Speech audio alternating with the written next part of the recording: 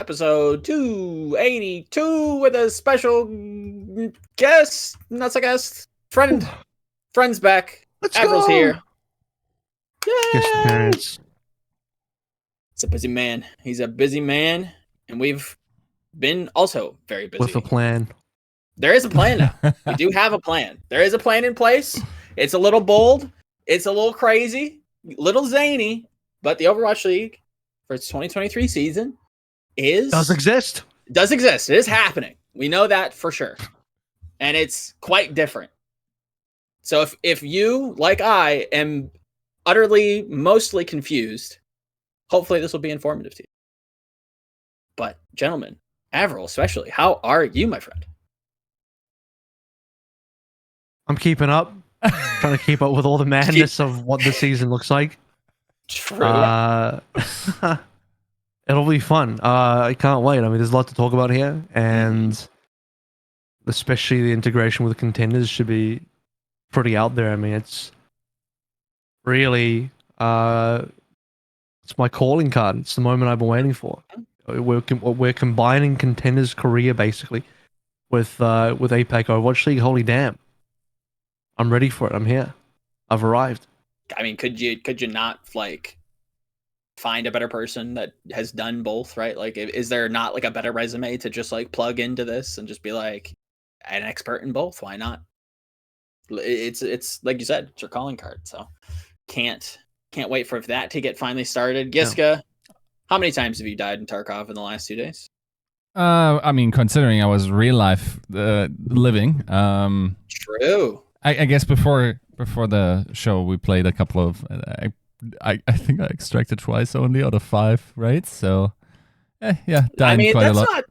not horrible for a game as punishing as that. But how was your vacation? How was traveling to wherever you traveled? Dude, I feel like I did a dopamine fast. Like things that didn't used to be funny are now very funny again, and like I gotta catch up to. I feel like things that were funny before are a lot right now. So I just gotta get to my level of degeneracy and 3xing again. I did sleep a lot. I feel like, I feel pretty rejuvenated from the league. Of course, I will say, like, as you may imagine, I received the news a little bit with a little bit of a head start. And I had some time to digest these changes for a while. I was super curious how the community would receive this. And pretty much what I thought was going to happen did happen. It's like the big guiding features are the talking points, and there's too much complexity to really look at a couple of these issues that, I mean, yeah, we'll talk about it, but like there's definitely some stuff where I'm just like, okay, right? This, I guess, it's not a competitive integrity season. Like, once again, there's definitely some sore spots here that, like you said, we will definitely get into. But before we dive into the 2023 and all of its detailed, full glory, but we still don't know the schedule, which is also kind of. But I'm sure we'll be getting that too, because technically this was just the first update. We'll probably be getting a second update in the coming weeks. Right. But episode 282 is brought to you by you, the fans and the patrons and the people who support the show with your love and support. So this episode is brought to you by AVRL, Vista Baby, Battle Crab, Refine Bean, Bronzebot, Boohow, Picasso, Chris R34444, Kasha67, Lil Shin, Porkshop Sammy, Rex Zane, and our YouTube members, I am DRW, Brother, Adam L, Sagifumi, Ice Angelo, Fire Element 6, AK, and Chris R. We've got contender teams in both regions, technically. Either way, that was really quick. We got through that so quickly. Usually when I'm here, it's like a 2-hour long intro, and then we read and then we do the patron list, and then we do a 3-hour show after the 2-hour intro. I just try to get that done out of the way so we can just roll into like the fun bits where we just go, hey, we have a One Punch Man collab now. Thoughts there? Like, why not Attack on Titan? We had a whole episode dedicated to Attack on Titan. I don't know if people remember that, but you know, there's anime crossovers all over the place. I don't know if you've seen these thumbnails, but you know, they exist. I mean, Attack on Titan season 3 part 7 is also coming back. True. Yeah, I mean, it's been a little bit. So like, AVRL, I think we needed like an AOT update. Are you just like I've really quickly, I've successfully thrown us off track as part of my plan. It's worked. I'm here for it. The only thing about this last season of AOT is like, for a manga reader like me, it's like, damn guys, catch up. What's going on? Yeah. Yeah. Like it's only just coming out. Like finally, like what's taking so long? Like to me, AOT already ended so long ago. So now it's just like, what's going on? Like, I'll watch it. It'll be fun. It'll be enjoyable. But yeah, I couldn't imagine being an anime only watcher and being like strung out for this long, being strung out for years at a time with like all the different parts. Like we've been on season 3. We've been on this final season for like 4 seasons now. Yes. Yep. So, come on. I will say, I initially. By the way, how I would describe the Overwatch League. Hands up if you got that joke. Anyway. Bringing it back. Anyway, I feel like I underestimated how much I enjoy seeing things animated and like a little bit fleshed out, where the mangas just leave space. You know. I still enjoy watching Chainsaw Man, even though I'm up to date on the manga there, right? Like, I feel like especially if your design studio does it really well, it really adds value to the content. Yeah, no, agreed there. I don't watch any other anime. Which is forever perplexing to me because it sounded like you really got into AOT, and maybe there's just like specific like boxes that you check, but. Either way. Yeah, do you guys have any thoughts with the One Punch Man stuff? Is it just kind of like a cool thing? Is this like a positive thing for like the IP and maybe some trickle over into the I got a thought. Okay. 16 minutes ago, this got tweeted out. So we're catching this, live, baby. We're getting this hot off the press. A Moomin Rider skin for Soldier 76. Oh no. Wow. Oh no. Moomin Rider. Oh no. Wait, I'm switching, Eric. I love Moomin Rider. He's one of the best. He's such an amazing character. It's just. I mean, I'll take further like. There's meant to be a whole set. There's going to be more. It doesn't stop here. I don't know exactly how many, but there's going to be several of these One Punch Man skins coming out. Okay, let's see. Who would these characters be? Who would be like the explodey guy that's like also S tier? You know who I'm talking about? Blonde hair guy, Robo dude. Genos, yeah. Who would be Genos? Would it be Farah? Everyone said Genji.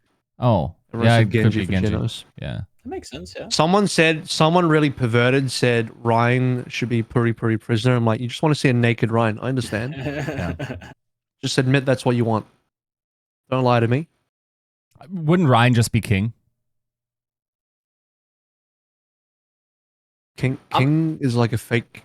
I probably shouldn't spoil it. But... I mean, Ryan is kind of a fake hero in Overwatch 2 so far, right? Like, that's toxic. LH Cloudy would debate you on that, and only him, pretty much. Actually, Genji could be Sonic, the Hedgehog. Oh, true. I mean, yeah, I suppose both ways. Isn't there like a ninja character later on in the show, right? Sonic literally has the Genji aesthetic and even the sword. Okay. And I'm pretty sure the shurikens as well. That actually would make the most sense. But it is dope, right? Like I feel like this is very tailored to this audience. It's, very the crossovers are there, right? Like people who are into Overwatch probably pretty at least have dabbled in the realm of anime, and this is definitely one of the gateway animes, I would say, of this generation. So it feels kind of like a match made in heaven, right? Too bad they won't do another season. You're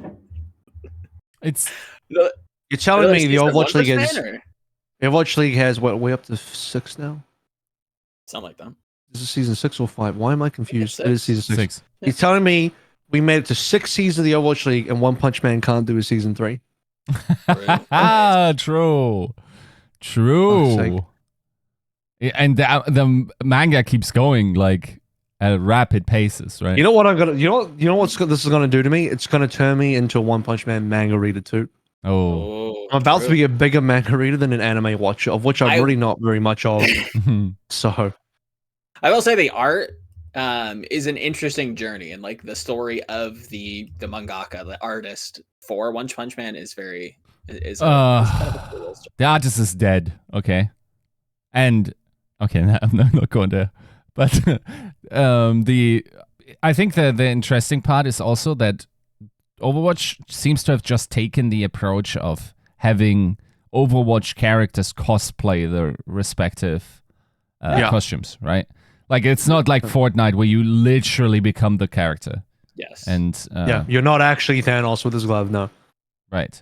So it's kind of interesting. I will say there's a couple of things that are interesting to these integrations to me. The first one is the obvious one in terms of, like, as far as I know, the guy that has been finagling these deals for Fortnite has been the old name that Overwatch League fans might be interested in, but I'm pretty sure like Nate Nanza had a lot of like say in these deals for Fortnite, right? So it's interesting that we're only now, like, I guess the same guy could have done that like in 2018. Maybe the vision wasn't there. I will also say Overwatch was too pure back then. Yeah. True. I will also say there was, like, during this whole shebang of like internal Blizzard issues with around especially like the Overwatch 2 production rollout and whatnot, there was this thing where some disgruntled Blizzard workers like basically expressed that there was an entire fat project being dropped onto their desks during the development. And I always felt like the way they framed this, it was basically like these cross activations, right? And I think like having everything like this dropped on your desk is pretty overwhelming. But I'm glad it finally happens, because I feel like that's a pretty cool way to just activate and bring new interest and new fan bases into your franchise. It's just like a win-win for everyone, right? Especially when it's free to play, right? Like there's no I've yet to see anybody negatively speak about the collab. Yeah. Like you're either loving it or it doesn't really matter to you. You don't really care. I've yet to see anybody, or maybe you're a little bit apprehensive, like, oh, I don't know how far is Overwatch going to take these collabs. But no one's like, oh man, this is bullshit. Yeah. Fuck Overwatch, this is bad. Like I've yet to see that. Mm-hmm. Yeah, no, and which is a good sign. That's a really good sign, because that I feel like does point to that, you know, cross-pollination vector that they have to have seen at this point. And hopefully we get some more in the future. I know that, you know, I think in an interview recently, one of the developers, or even multiple developers, talked about like what their dream collabs could be with other shows or other IPs from the anime space. I think that would be also super dope. Again, I think a lot of those same people who have tried, or maybe even career Overwatch players, probably still, you know, either consume or would be really, you know, readily activated, engaged, let's say, big bunny ears around those kind of buzzwords. But I think they would definitely come back and, you know, participate in some limited time events, let's say, which I think is always a good thing. But especially because one of these skins is, I'm pretty sure the Saitama skin is the free one. Surely, one of the skins will be free. Mm-hmm. So, and if there's supposed to be a set of them, I'm sure they're going to come out with like more and more characters that, you know, people are like attached to and want to like have that skin, or think this just the skin's cool, right? Like that's one thing that we can definitely glow about with Activision Blizzard and what they've done with Overwatch, is all of these skins are like really, really dope, right? Like they're super cool. People want them. Can I make a confession? Say like in for Warzone, I both got the Scream one and the Snoop Dogg one. Like I like these cross activations for sure. Like, you didn't get the Levi one? Levi? No, I didn't. That looked too ass. I'm sorry. Fake fan, bro. Fake fan. That looked shit. Like if it was actually just anime Levi, maybe, but like that shit looked ass. Like, you're fucking not valid for that. I'm gonna keep it a buck, as the kids say. But you know who's trying to get some bucks? Some of these pro-am teams. The PRO hyphen we've done the mandatory off topic now. We can move on. I'm sated. So, I'm sated. 2023 kicking off early in March, I guess mid-March, with the Western Divisions Pro-Am, which is going to feature. Do we have a actual number here? I'm just gonna play the ignorant part, but not really play it because I just am because I don't know. Do we have an actual number of how many contenders teams would be playing against all of the Western Overwatch League franchises? Is that confirmed? I think there was something in there. I guess this is where we ask our chat GP Eric. There'll be 20 teams competing in total. So if there's, say, 12 Overwatch League teams in the West, then they're made up of 8 contenders. Okay. So which comes from a 256 open sign up Swiss stage. So up to 256 teams open, which I'd be curious about how many teams are going to enter that. Like if we hit the limit of 256, that'll be super impressive. And this is for both NA and EU, so both those regions get to participate. And then they get to play. They play their own double elim bracket, I believe, and from that they decide the winners into the Pro-Am, if I'm reading correctly. Yep, and then once those winners are decided, let's work with the number of 8, contender teams being, included in this exhibition tournament, this Pro-Am. They get filtered into 4 groups of 5, and then top 2 from each of those groups go on to play in a single elim bracket for a 100K prize pool. Pretty dope, This is pretty sweet. Cool opportunity for contenders team to play against some of the pro opposition. And I mean, we could even just start at the contenders versus Overwatch League thing to begin with, because that's been like a talked about, that's been a conversation that's been running for several years now about what that would look like. Should it ever happen? Can it happen? Would we want it to happen? Would the fans want it? Would the teams want it? Right. I think that the fans had always been curious. Like the sentiment had shifted from early, I think 2018. 2018 was definitely like the peak. How do I want to describe it? I wanted to use the word delusion, but it doesn't need to be that aggressive. Like the peak ignorance era, where everyone was like, "Oh, the Overwatch League teams are definitely the best in the world." Little did we know that. The based ones knew. Little did the people know that the 12 teams in season 1 were like heavily nepotism teams with some really shit players on them for some of the teams, and like you had some actual god tier teams and players like Runaway still in contenders at the time. And then we heavily shifted. You see Runaway come in as Vancouver Titans. They smash the league. They don't win it, but they come second as a full rookie team, quote unquote, as a full contenders team. And a lot of respect comes back for contenders. 2019 was also the year of contenders gauntlet, so contenders got a lot of like eyeballs that year in terms of like, oh wow, these contenders players and teams are actually legit. And so now I think we got to some degree we almost went in the opposite direction for a little while. We're like, I think the contenders teams, some of them are like legitimately better than maybe 50% of the Overwatch League. And so then we started having this conversation about like, so if the contenders teams actually played against the Overwatch League, I think some of the contenders teams, the top ones, would do exceptionally well, because they'd always been the rumors about Atlanta Academy beating the Atlanta Reign franchise team, about how good O2 Blast were versus Shanghai in 2021, right? All these rumors and all that kind of stuff.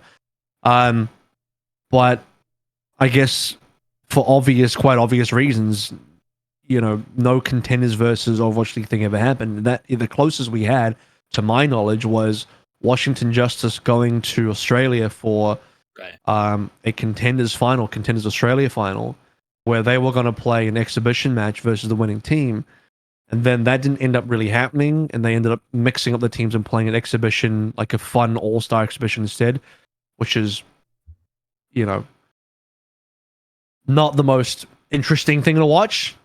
True. And but it is what it is, because it didn't make it makes a lot of sense for them to play against each other, but it doesn't make a lot of sense because it's like if the Justice win, they just look like they're bullying a contenders team. If they lose, they get made fun of for losing to a contenders team. There really is no winning for them. There really is no positive outcome there. So it makes sense why they didn't actually play the real match. So yeah. But now we get to, I guess the shackles are off a little bit. It's like, well, it's time to actually get into what tier 2 versus tier 1 looks like. Because I mean, I've been looking at CDL for a while, and they were open to doing pro-ams. They did pro-ams. They've done 2 years worth of pro-ams now in terms of 2 seasons. And even after the first one, even during the whole of last year, I was like, man, like I think we could be doing some pro-ams at least. So here we are. Yeah. Yiska? Pro-am. Pro or am? I feel like it's unfortunate that this happens during the time that, Contenders is arguably at its weakest. And I also... That's why they're doing it now. Boom, got him. Tinfoil hat. I also realized that this is also probably one of the better measures in order to get it there again. Because there's two aspects to getting a good, tier 2 scene going. The first one is you need a broad player base, right? Like you just need to increase the amount of players playing this game so they then can trickle into the pro league. And then the second part is make the carrot as big as possible, right? So we've kind of achieved one. We got a new game and we got free to play specifically. So we presumably got a lot of new players in. Now the second one is to get the carrot as big as possible and make it approachable. And I think for a long time it didn't feel that approachable. If you have to go through so many different steps, and needless to say, the big gatekeepers at the end. And I will say, initially, I think for good reasons, I hated the system of having to only be able to join the Overwatch League through, general managers being able to sign you. I think now, realistically, general managers are pretty good selectors of at least people that know about talent. I very seldom feel like there's very obvious talents left outside of Overwatch League where I'm furious that they weren't picked up, right? That's probably not happening anymore. What we always did miss, and I think I have some tweet thread about this in terms of over from Valorant. One of the biggest names in Valorant would have probably never gotten there if it had been for the general manager system and the gatekeeping there. And that's Boaster from Fnatic, right? None of those guys would have been picked up by any org. And if you don't get picked up, the best you can do is win a lot in tier 2. But even there's some doubts, especially if someone is older, like Boaster in that situation was. In Overwatch, you probably would have had no chance to be picked up. Now there's a definitive way to showcase that. And it also creates an additional incentive for these Overwatch League franchises, if they can be arsed, to hopefully have a roster that's better than the Contenders rosters. And they're hopefully... I mean, this is where I have no idea how they're going to do all of this, because in a world where we have minimal player protection of Overwatch League contracts, and in a world where you have direct power level comparisons, if I'm a minimum roster, or I guess it's not absolute min, but the tier above absolute min, what bars me from just kicking all my players and picking up the Contenders team that just beat everyone? Maybe that's how it should happen always. Maybe that's an argument of that having to happen. But yeah, there's some continuity issue. There's some competitive integrity issue there. When can you sign those Contenders talents? Can I sign during the playoffs period where I'm playing them, in APAC, while I'm in these stage playoffs? Or I guess we're not talking about stages anymore, but splits, I guess we call them now. I'm not. They're probably better off as splits, but technically the verbiage that the Overwatch League has used thus far is still stages. So we have the spring stage and the summer stage. So okay, right. We know what you mean. Right. So, yeah, I have a lot of question marks. I think a lot needs to be ironed out in terms of how all of this is going to work. There's a ton of other competitive integrity issues that have been introduced with this. I mean, the one obvious one is in terms of what about academy teams, even though we don't have many more anymore, but the partnership teams. We have one, right? We have O2 Blast. What happens? and I'm not sure if that technically clarifies as a partnership team or academy team. I don't think in practice it makes too much sense either, difference either. But there's also a thing, and don't quote me on this, but this is what I've been told, is that the way two-way players work now is that two-way players can be given to any Contenders team. And that's obviously a competitive integrity issue if that two-way player then plays it against your team in a lockout stage in APAC, right? For the Pro AM, yes, there's competition there. I'm not sure how serious that is taken. Maybe it should be taken seriously considering the amount of prize money in comparison to the prize money that we can expect for the Overwatch League, and therefore it becomes kind of important. I'm not sure if I would have liked more crossover into like incentivization of everyone taking the Pro AM seriously for, in comparison to the Overwatch League. I think a lot of teams won't take it as seriously. So yeah, I feel like I expected this announcement to have way more meat on the bone than it already did, but maybe it doesn't have that for a good reason. And we're only getting the additional information down the line, and once we get there. But I'm really getting a little annoyed. I feel like a lot of the time it's just like we'll figure it out when we get there, and I hate that as a concept. It's also most of the time you suck at improvising last minute solutions. Like you're really bad in the clutch.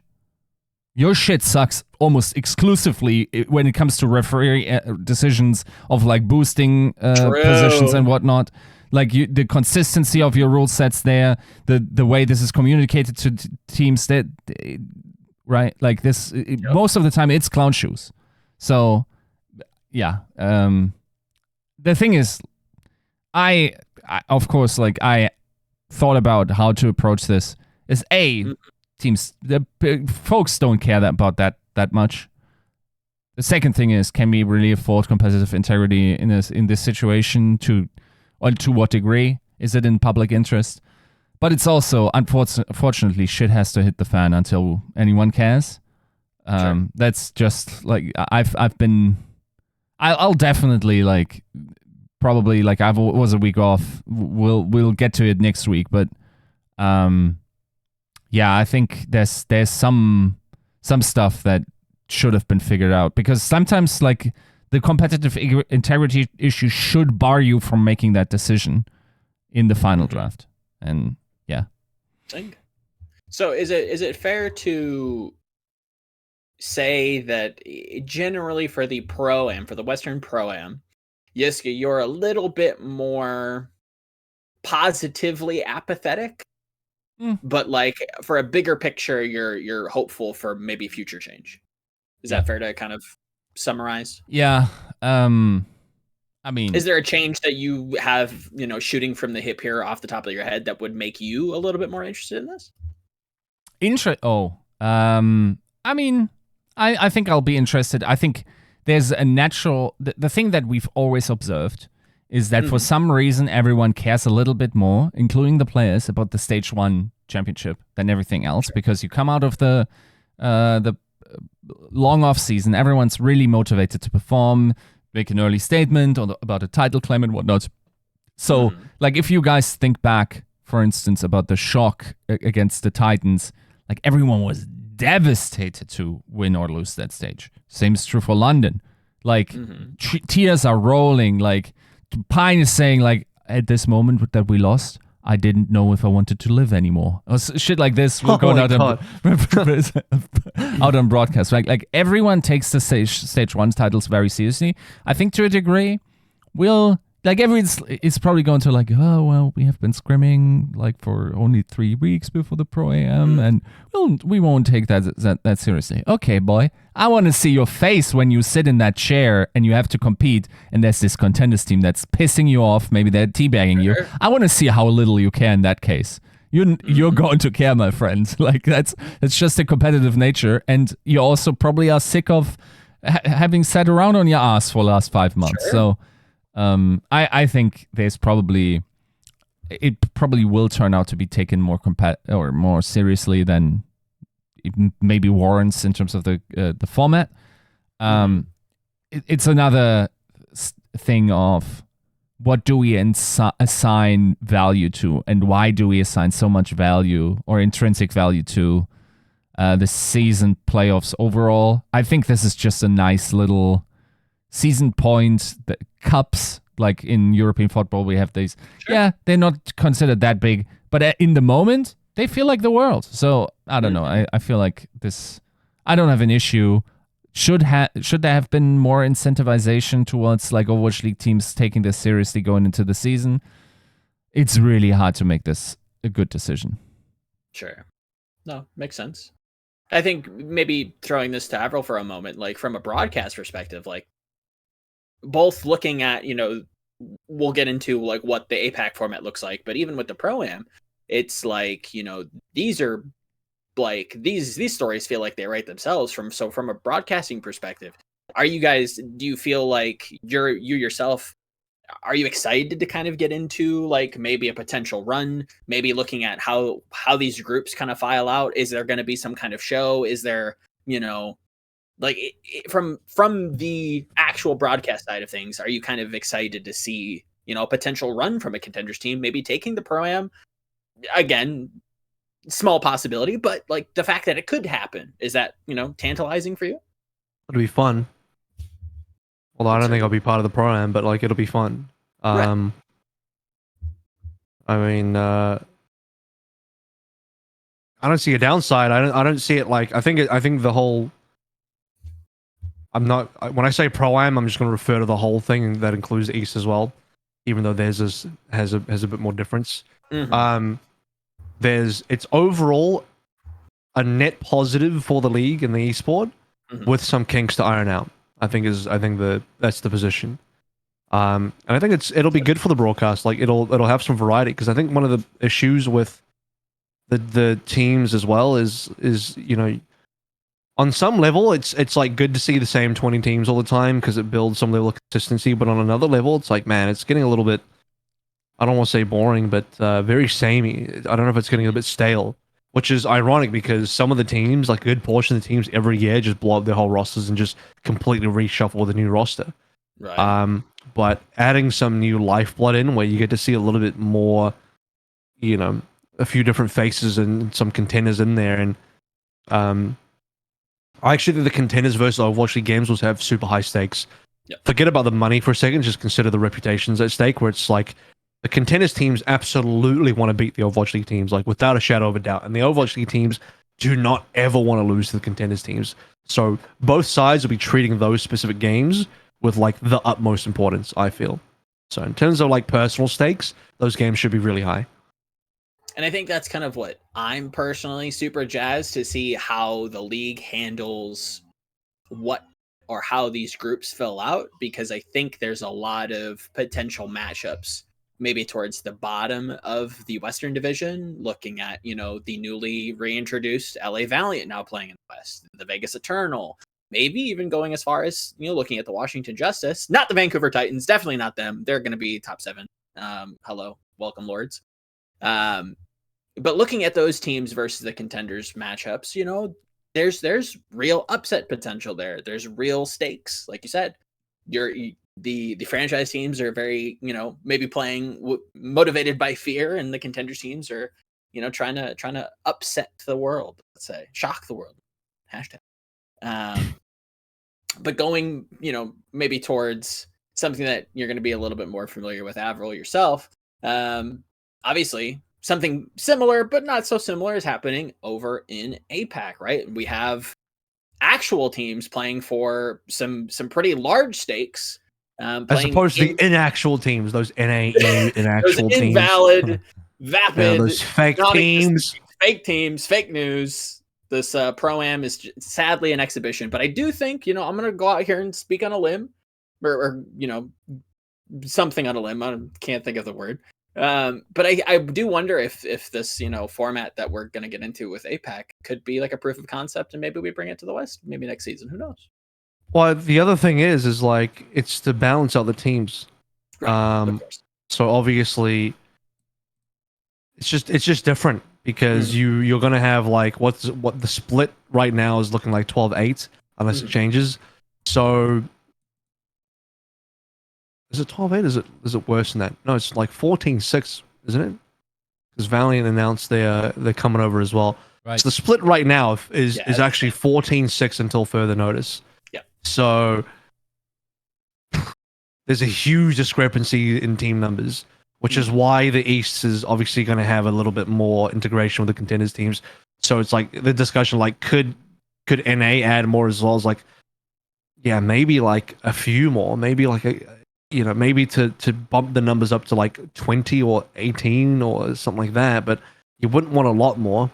Yeah, because that then kind of you have enough teams there that the level of variety is pretty high in NA, and you also you don't want to dilute the season down by kind of, well, is it bad to extend the season longer? Yes and no. I don't know. Like, the more teams you add in, the bigger your format has to be to accommodate all those teams, and the longer your season will have to be.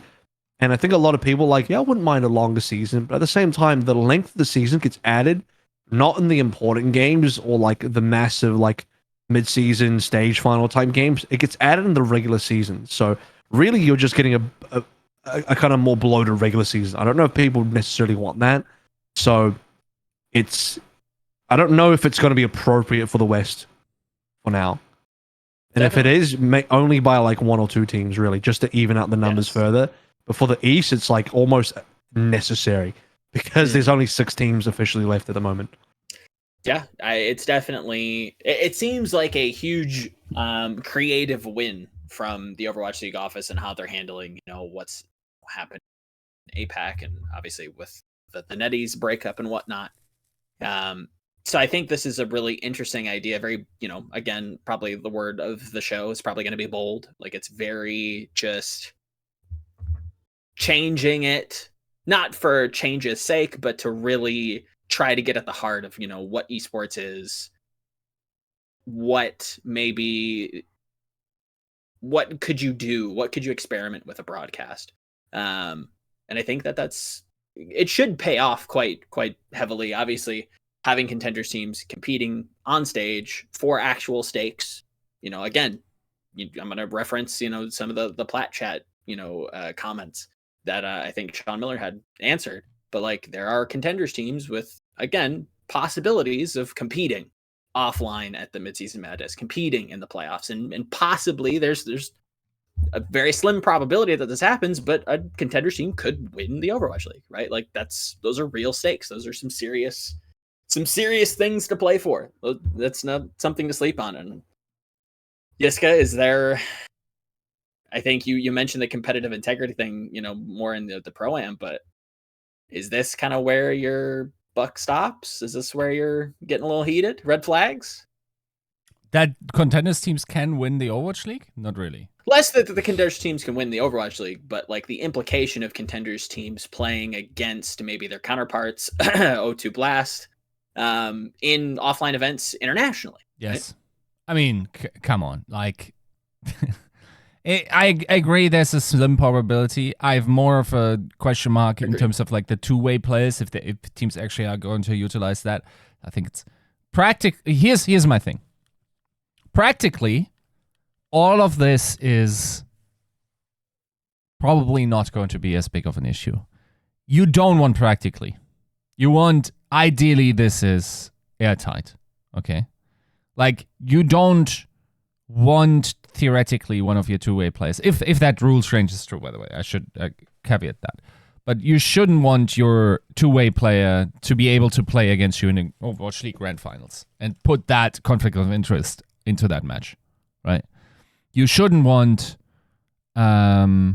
your academy team being against you at any point in the bracket, right? Okay. That's a conflict of interest that should never happen in any competition, right?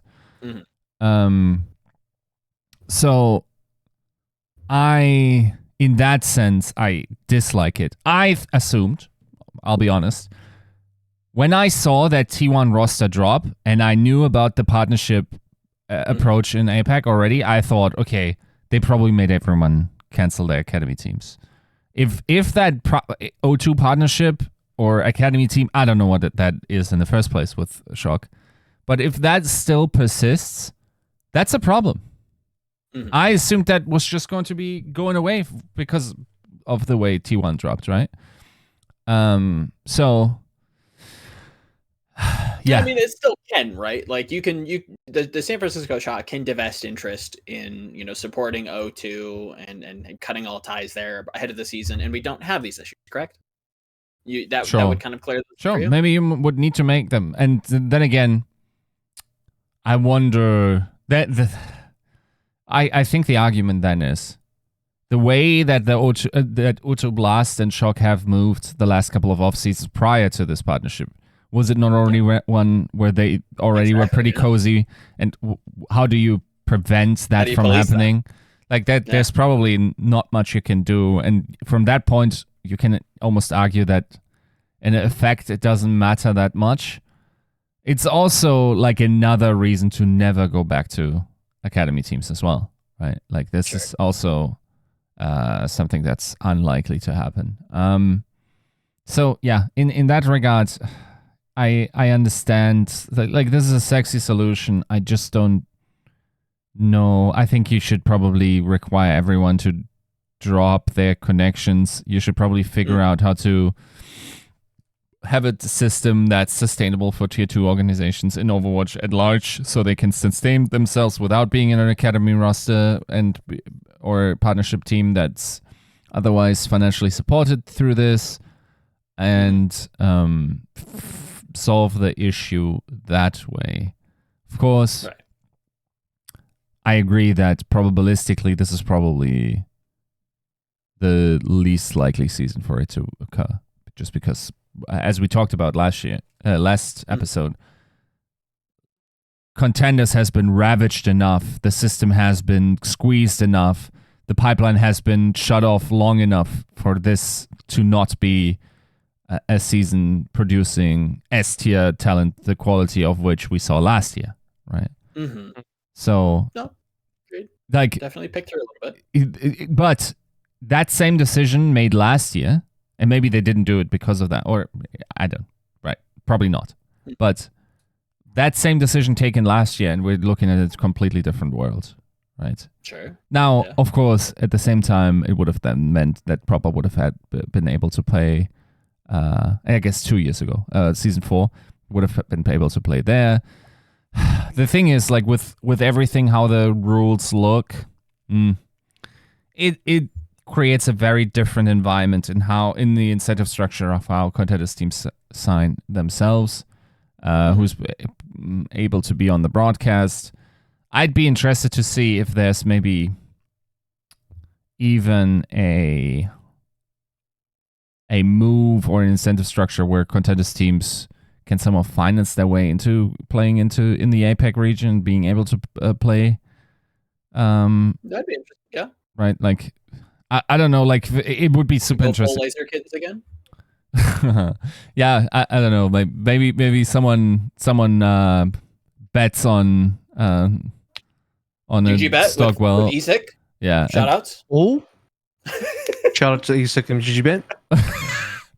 No, but basically, like maybe there's some way where you could, if you have a esports organization that for some reason has too much money at this point in time and wants to sponsor a cool story, maybe you just get ex Oblivione out there to South Korea. They somehow win it, and therefore they can play in the Overwatch League. They're probably not going to win anything there, self-admittedly also by Shockwave, but yeah, theoretically that's interesting if there was to be, maybe not this year, but as interest picks up, hopefully down the line, if we still have that system, of course.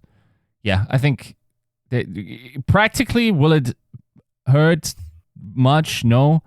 Do I hate it at the core fiber of my being that we're designing rules this way? And do I really hope in a radical act of accelerationism that some freak team just comes up through Contenders Korea and owns the shit out of that region the entire time? Hell yeah. Because now to be fair, not to completely jump in and hijack your point, but we are focusing on Korea here for a moment. But the spring stage open kind of, I don't even know if it's fair to say the qualifiers for, you know, these partner teams. I don't know if that's the verbiage that we're going to go with, but it does include South Korea, you know, a lot of the APAC region, Australia, you know, there's more of a talent pool to pick from than just South Korea, even though I agree. Yeah. It's probably just going to be South Korean teams, but like it is supporting the wider region as a whole, right? Sure. Yeah. I think it's It's important. still a net positive. Right? I think it's still a net positive. Everything is a net positive at the end of the day. If they can work out the minute issues there. Because like I'm going to refer back to the CDL here, because when I look at what they're doing and how they've been running Pro-Am for 2 years, that they've been mixing that in with academy teams at the same time, including the most recent one they've actually had this year as well. It's like they haven't run into any issues yet, but I respect Yiska's position that if it does happen, you'd want to be prepared for it. You want to know how to handle that when it happens. But that's like the only major concern, is getting past all the competitive integrity issues. And the only one that exists now that I can think of is Shock versus O2, and that would only happen in like mid-season madness and playoffs. Because O2 play in Korea and they'd be playing in Asia, and Shock play in NA, and they won't be meeting in the Pro-Am because, again, different regions. So they'd only meet in the true internationals, and even then, I'm not trying to skip ahead in topics here. We'll get to proper mid-season discussion soon, but like, there's only 6 teams going to mid-season, and 4 of them are NA, 2 of them from Asia.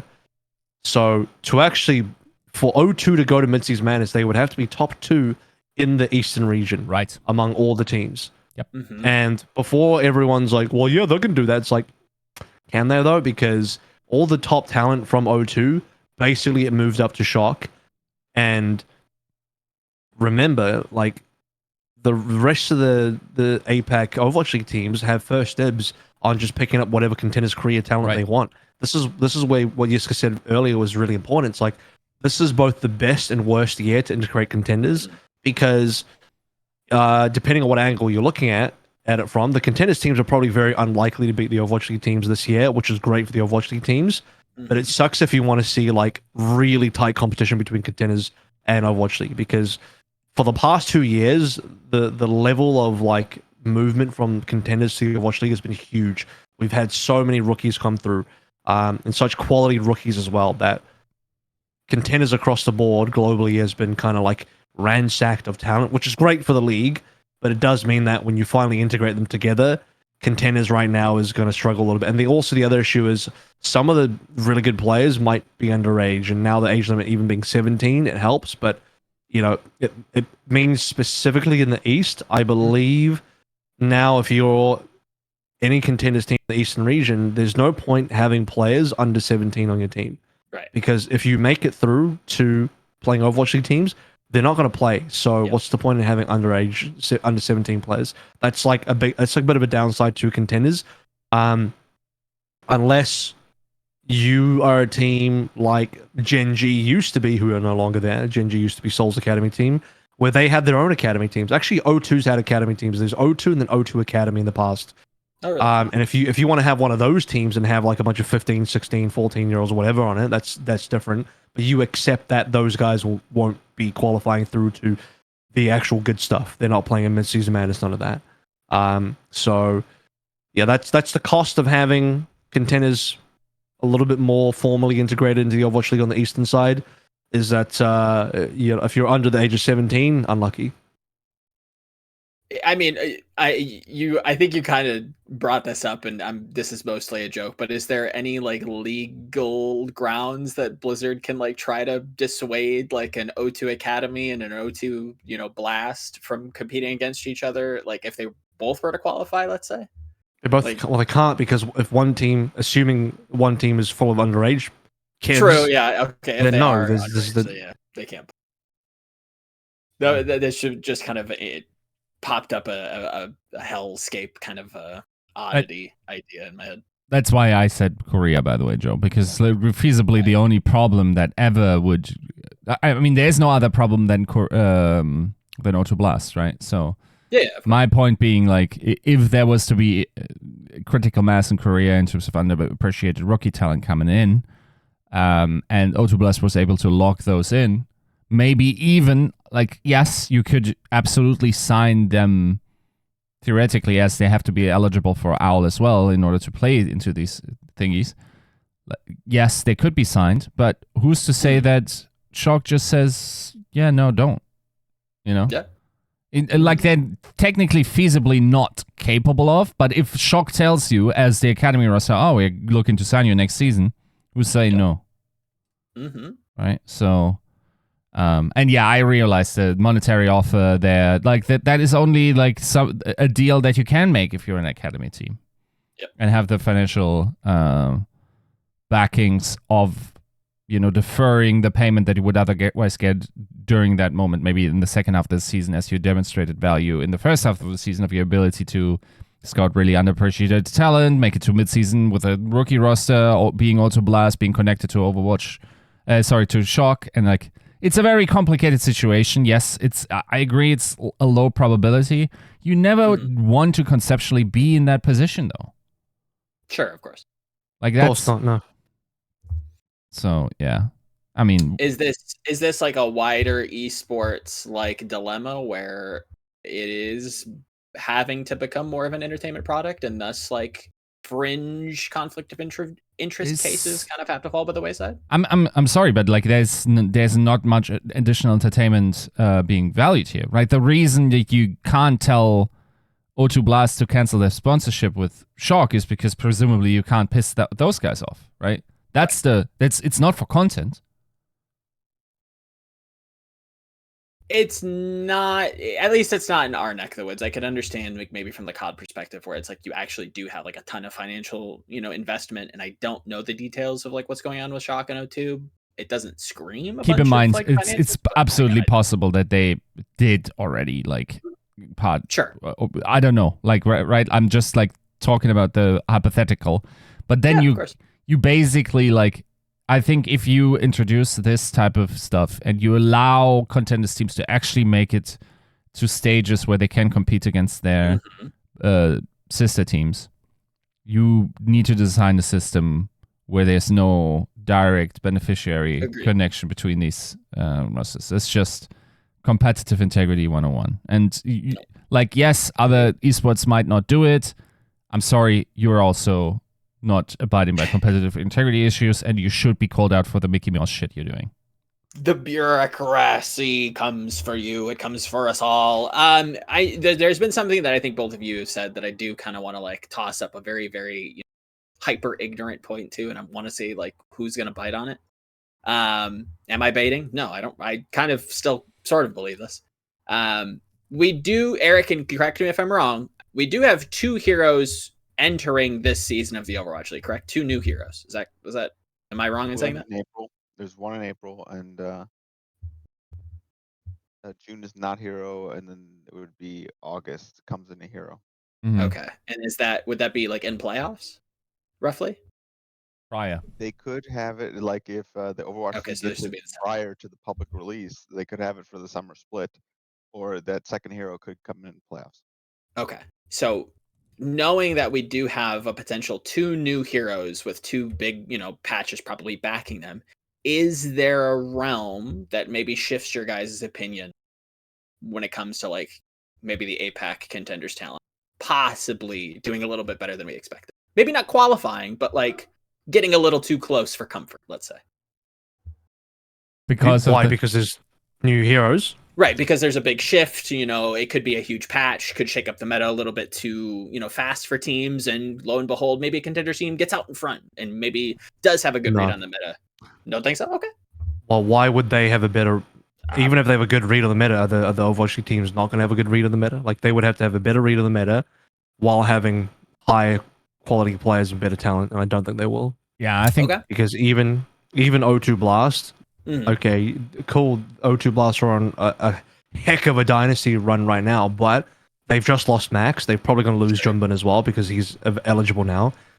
Like, that's what I'm saying. Like, these teams, even the top teams like O2 Blast, are getting ransacked for players because why not? Because, I mean, they're going to get shipped up to the actual franchise teams. It makes sense. So you're going to get left with Heesang's gone as well. Do you know what I mean? Like, you know, the what you've got left they're just gonna they might improve over time, but they're not going to be as good immediately as the players are leaving. So I don't think they're going to get a better read than the Overwatch League teams. Maybe they'll get a better read than some of them, you know, depending on the level of support the teams have. But like Ultra Blast isn't going to have, you know, they'll have better coaching than some of the low budget teams. Are they going to be that much better coached than other teams? You know, is their player quality going to be that much better when, do you want to play? I don't know how much Ultra Blast are paying their players, and that's, by the way, only one team. Would you rather play for that for a contenders team and go through the whole contenders circuit to make into Overwatch League? Or do you want to just get signed by, I don't know, the Guangzhou Charge or somebody for 53K? Like, why not? You know what I mean? Like, that's safe. There's definitely some incentives to kind of levy around, and I agree. Yeah, there's definitely some skill discrepancies to account for. Yiska, is there not much room to stay in there? I think like what your argument of like the hero adding some volatility to what's that, and therefore bringing about like the contenders. I think like there's something like when the patch hits too close, it's always going to make better teams less likely to win. It's just more likely that the other bad teams or mid teams in Overwatch League will be the beneficiaries of that volatility. Right. And Eric brought up I think this was inferred on Reddit based on the particular timings. I think so. Hero timing is of course going to be interesting. There, I'm just like sympathetic towards like this is a big competitive integrity issue for which I don't have too big of an issue with, because this is like this. Yes, I absolutely understand that this is something very hard to design around, and it really seems like they made an effort in order to delay the season start and make it palatable there.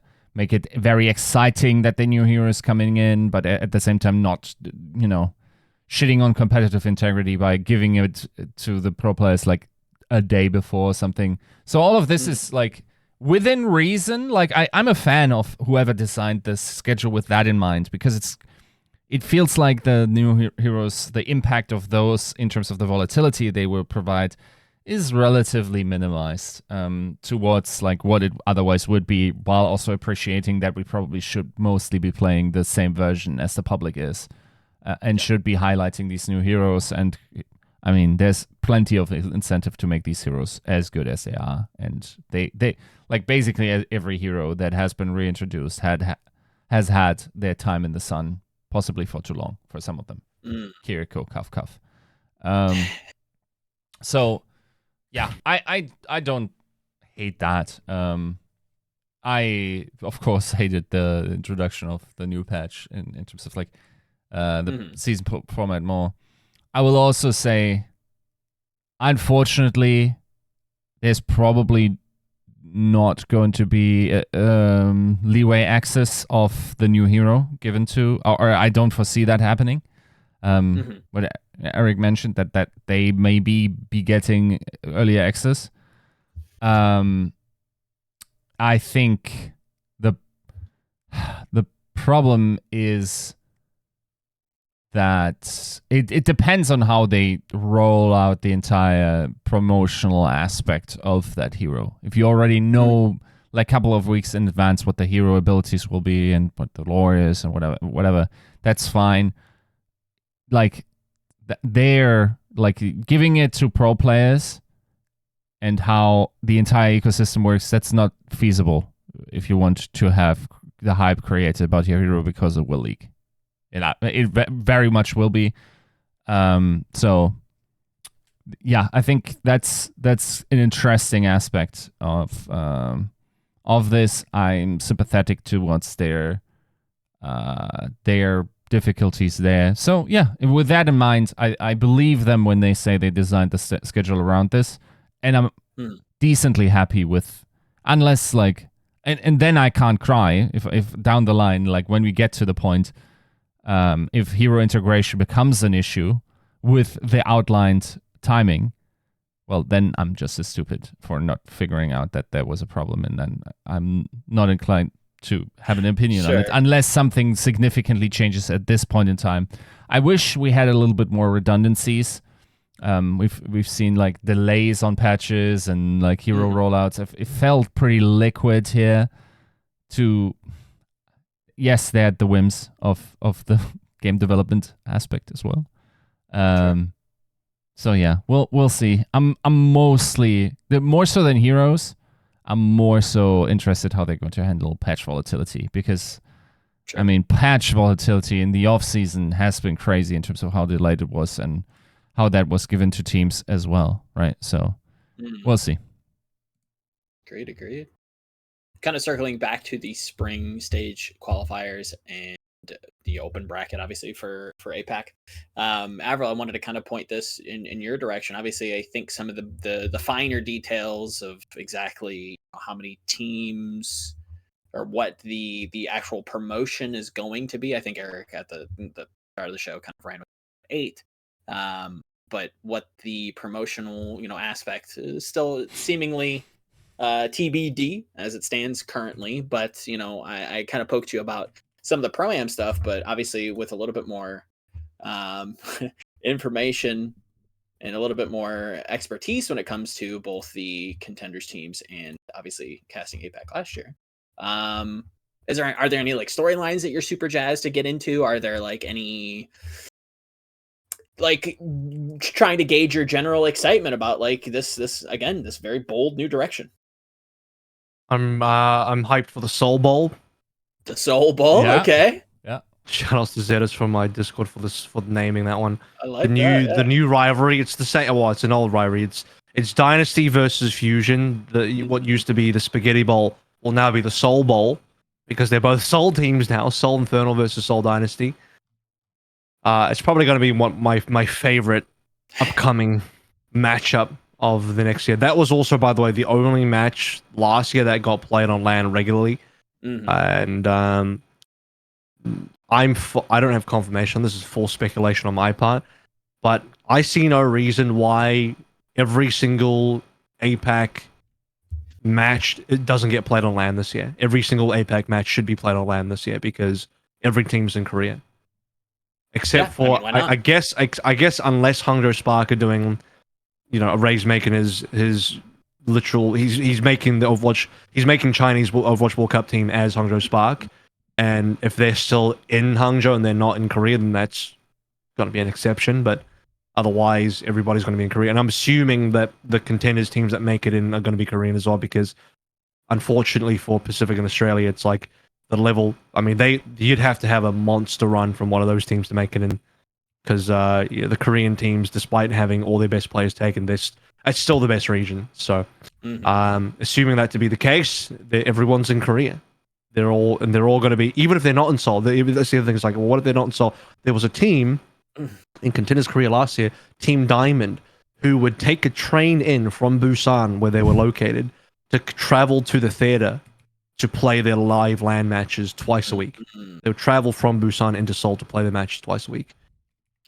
And they had the biggest fan base as well. When I was in the actual, a theater, they easily, in my opinion, even more than O2 Blast, had the most fan support, at least vocally. I didn't, not in terms of counting heads, I don't know how many people specifically were fans of what team, but in terms of who was sharing the loudest and how much hype there was, that team from Busan, Team Diamond, had the most hype in terms of fandom. So there's that, and they're a team from outside of Seoul, so that's not even an issue. And you're not going to get a team from outside of Busan. I don't think that's really possible. You're either going to be, everyone's going to be in Seoul except for a couple of exceptions. The Team Diamond point kind of is an interesting aspect that I wonder, again, presumably there should be no real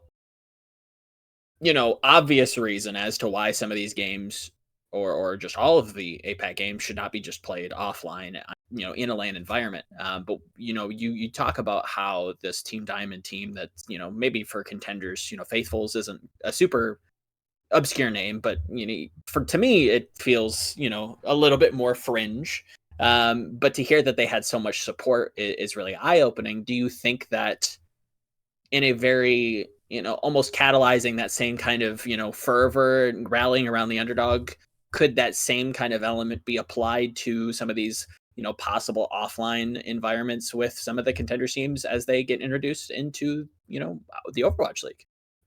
Could they be kind of the new fan favorite, the new runaways, maybe? Why?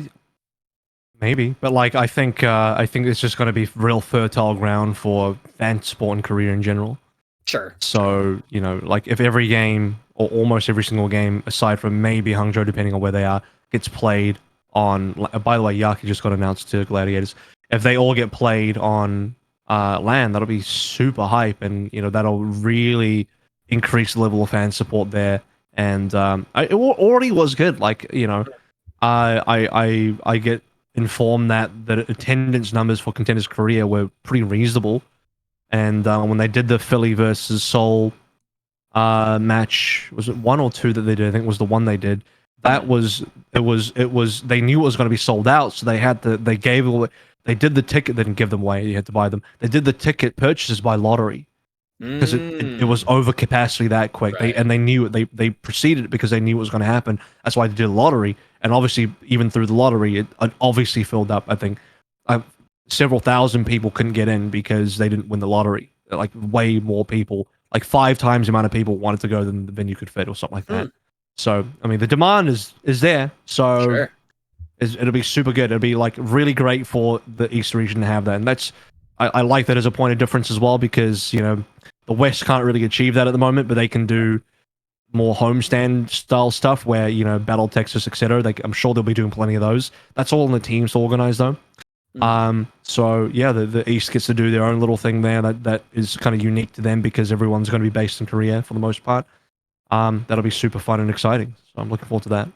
I think you hit the nail on the head there when you talk about like the fertile ground that like you have all this opportunity, literally all the opportunity in the world to like really tap into, this market that is chomping at the bit to like go to these events and see, the Soul Bowl, or again, if there is just this runaway-esque, underdog story that people really truly rally around. Not only is that beneficial for the product this season, but maybe even revitalizes some, what's the word, sustainability in Korean and maybe even Asia Pacific tier 2, right? Like if you really can sell tickets and sell merch and drive content, some of these teams can kind of be salient. And that's a big one. Driving content's a big one as well, because Philly and Seoul last year did a reasonable amount of content with each other. Right. Reasonable being like they had some more than most. They had some, which is more than 0, which is most teams had 0, guys. Most teams had 0, so some is pretty good. It was also good content, to be fair. It was also good content, like the little thing with I the think so. With the stuff with the little cards. A little thing with the stuff, very descriptive. The car pay and then the names and like I want to be MVP. I want to be a champion. Game, the little like the Korean style variety show things they did with the. Like a team interview, but they did it as a little game. That kind of content was so good. Yeah, I agree. And it's always eye opening, and I think they have a great like blueprint. And I think this is much more wider reaching than I think people tend to realize, because again, I think maybe we're underestimating how much people want to rally around like the underdogs, as much as they might not be as skilled. I think there are going to be some kind of heartthrob teams that people really want to kind of rally around, kind of like we did in the old days, right?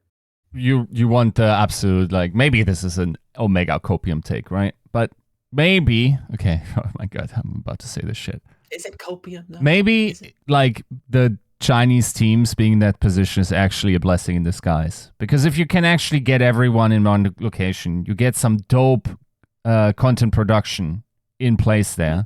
You actually have a real opportunity to opening up the Korean market, or the Korean or Asian player market, not just to the Asian market itself, but also via translations to the Western market as well, right? I think like we are now past the 60% threshold of Korean players in this league. The fact how little we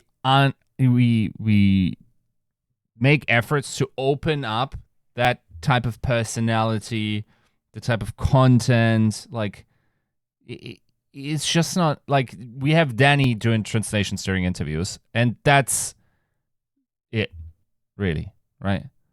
I mean, they try to get him as much as they can. I would assume. I'm gonna give the league the benefit of the doubt here, and I think they try to give him as many, as much as they can, the opportunity to like, sit down with the players and like really kind of, meet them where they're at and kind of give them, a comfortable, person to talk to, that they don't have to like worry or try to converse through a translator. It's just, somebody that you can easily communicate with, and they do produce some content. It's not as frequent as I'd like, but it is there. It's just a little infrequent. I feel like maybe I'm high on Molly for saying this, but I feel like there was something even recently that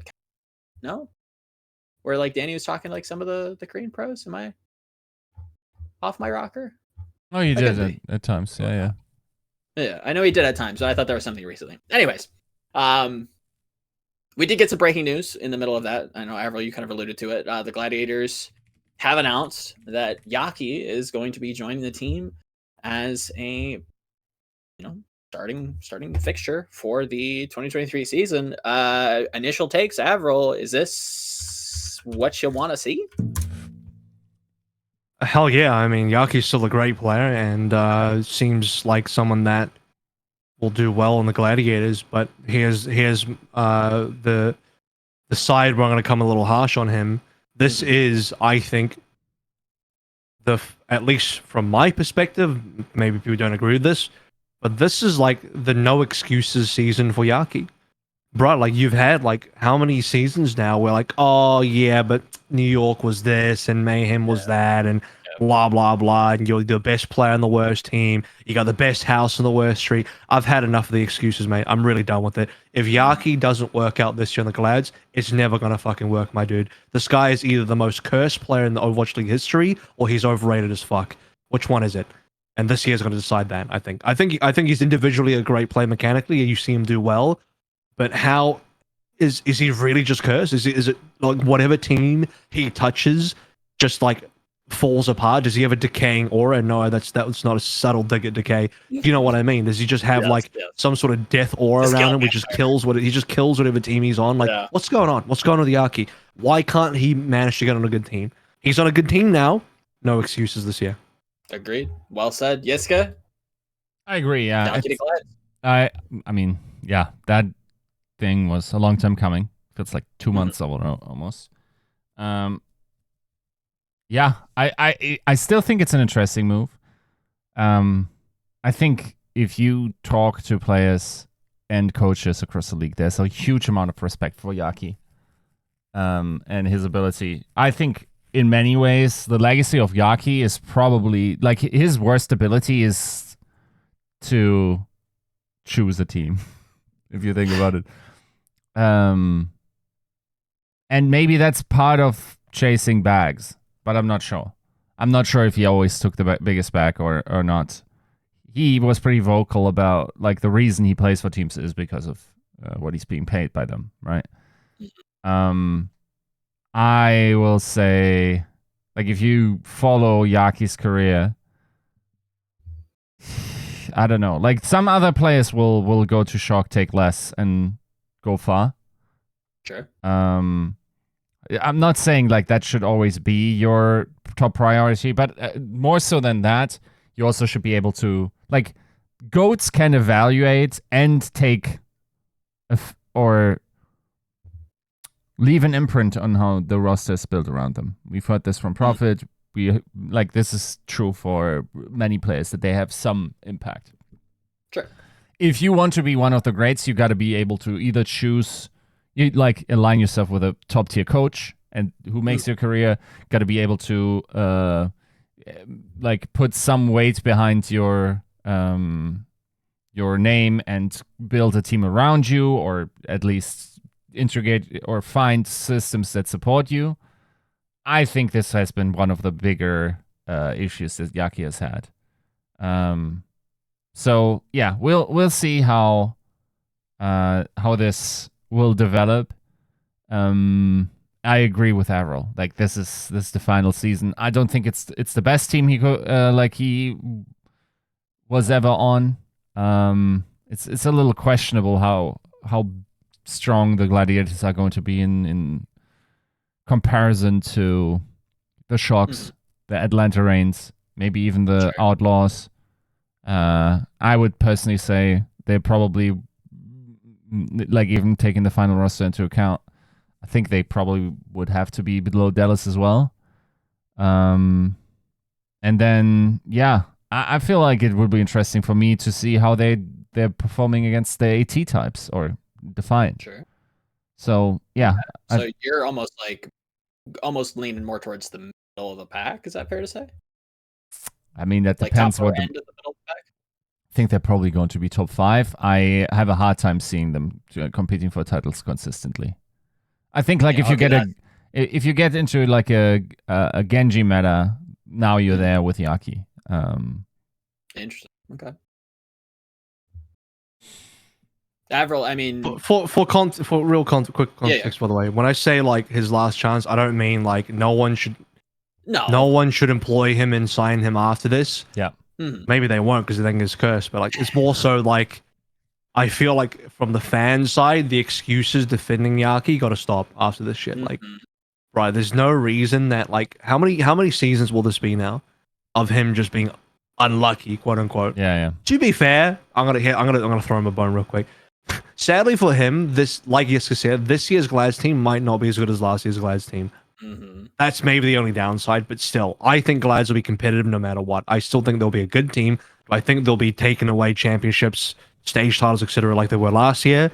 Probably not because there's no stage titles anymore, but also because, you know, I think that there's some cracked teams currently out there, and I don't know. Maybe when we look at the Glad's final roster, it can be that good, if not better. But when you look at the quality of Houston, Shock, etc., you know, Atlanta, Boston, even though we'll see what happens there.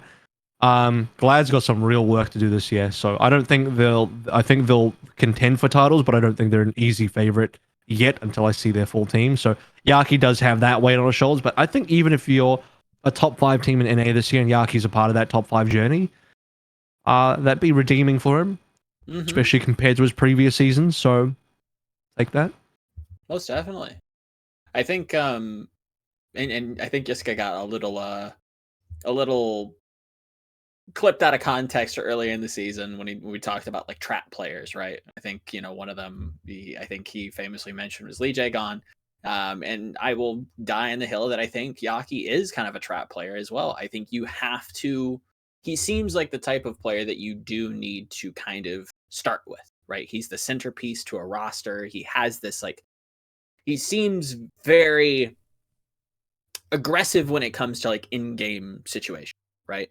I think last year solidified him, for me at least, as one of the best, I would probably maybe even say prolific, low resource tracer players. Obviously, we've heard, you know, Yiska talk about, you know, some of the people behind the scenes praising his Genji quite a bit, maybe even solidifying some of those metas in past seasons. The skill isn't up for question. It's whether or not, you know, whether or not he's cursed. Sure, yeah, I guess in some ways, whether or not he's cursed, whether or not he can be, you know, conducive of a healthy locker room would be my sentiment to that. And there are big question marks for this Gladiators team now, right? It's just like, okay, we talked in previous shows. It's like, okay, is Lastro like a signing that we really put a lot of confidence in, especially when we're coming out of, you know, the Shoe era? Shoe's going to Houston now, and obviously that's not somebody who you really want to lose. Dante's now officially playing his first season as tank, even though he did have a glowing end of the season last year. Kevster is no slouch, and there's no, you know, no flowers lost when it comes to Funny Astro. But for the both of you, am I wrong in kind of feeling like there are a lot of question marks for the Glads? Not that they're insurmountable, but they, you know, it's tough to kind of ignore some of these more glaring assumptions that we kind of have to make. I agree. I like Dante is a big question mark in terms of tank talent. I think the backline is still a big question mark and very unlikely to be even a side grade at this point, just by virtue of who's left. That's mainly down to that backline being like absolute crack, like the last couple of seasons. It's hard to improve that. So yeah, I feel like it's going to be interesting, and it's also going to be interesting in terms of. I also forgot Boston, by the way, earlier in terms of like the teams they're competing against. But that you're now scratching top 5, right? Like that's top 5, you're probably 5th. So if you're outperforming top 5 or like your 5th place, I think everything there is pretty positive and probably down to superior coaching in comparison to the field. Where, like, just by hardware, I think you would have to say 5th or 6th. Okay. Sure. AVRL? Where would I rank the Gladiators? Well, it's ranking. You know, do you think some of these more, you know, these questions that maybe push the Gladiators down in those rankings, or maybe even justified? You know, looking at Dante as his first season as tank, even though he came off of last season being, you know. Well, I had him as a role star candidate last year, so yeah. I believe in Dante on tank. Okay, so less of a question for you. That being said, because if he's a solo tank, it's going to be very meta dependent. Sure. So well said. Yeah. I think they're top 5 quality in NA. I won't speak to Asia right now because we don't know what any of the rosters look like. But like, I'd say they're if I was going to tier list this. Like Shock would be like S tier, you know. Houston would be very close to that, if not on an equal level, just on roster quality alone. That Houston roster is so nice. And then you know you got the rest in there as well. So I think Glads could reach for a top 5 for sure. That being said, they don't have a hit scan yet, and Kev Yaki is flying, but I think they need a 3rd DPS. And how many players? I don't know what their bench is going to look like. Are they going to have any benches? Glads used to have pretty large benches, but I don't know what their roster building strategy this year. Like this year, they might only have 6 players. Yeah. Do you think they're only going for 6? I think so. Yeah. 6 or 7. Yeah. So that means Dante's going to need to expand his tank hero pool by leaps and bounds to make sure it includes everything, because he's going to have to be an all rounder this year. Yeah, Dante is confirmed solo tank.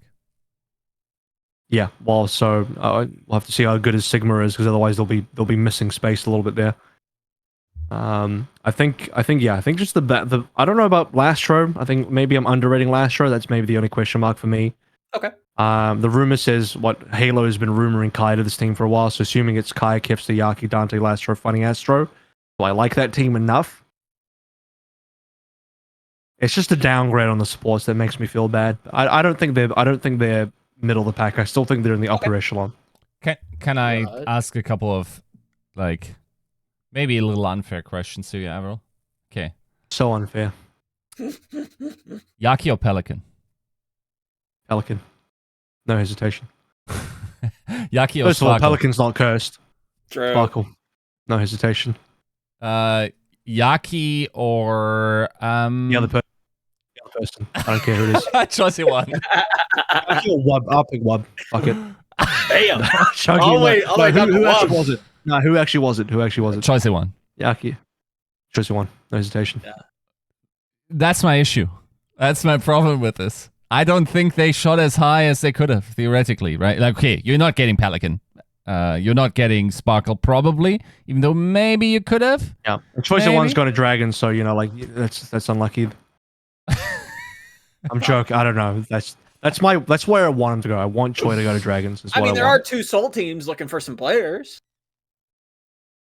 Oh yeah, that's except another one. You'd be playing alongside either Prophet or Zest. True, yes. You'd probably be benched compared to those guys.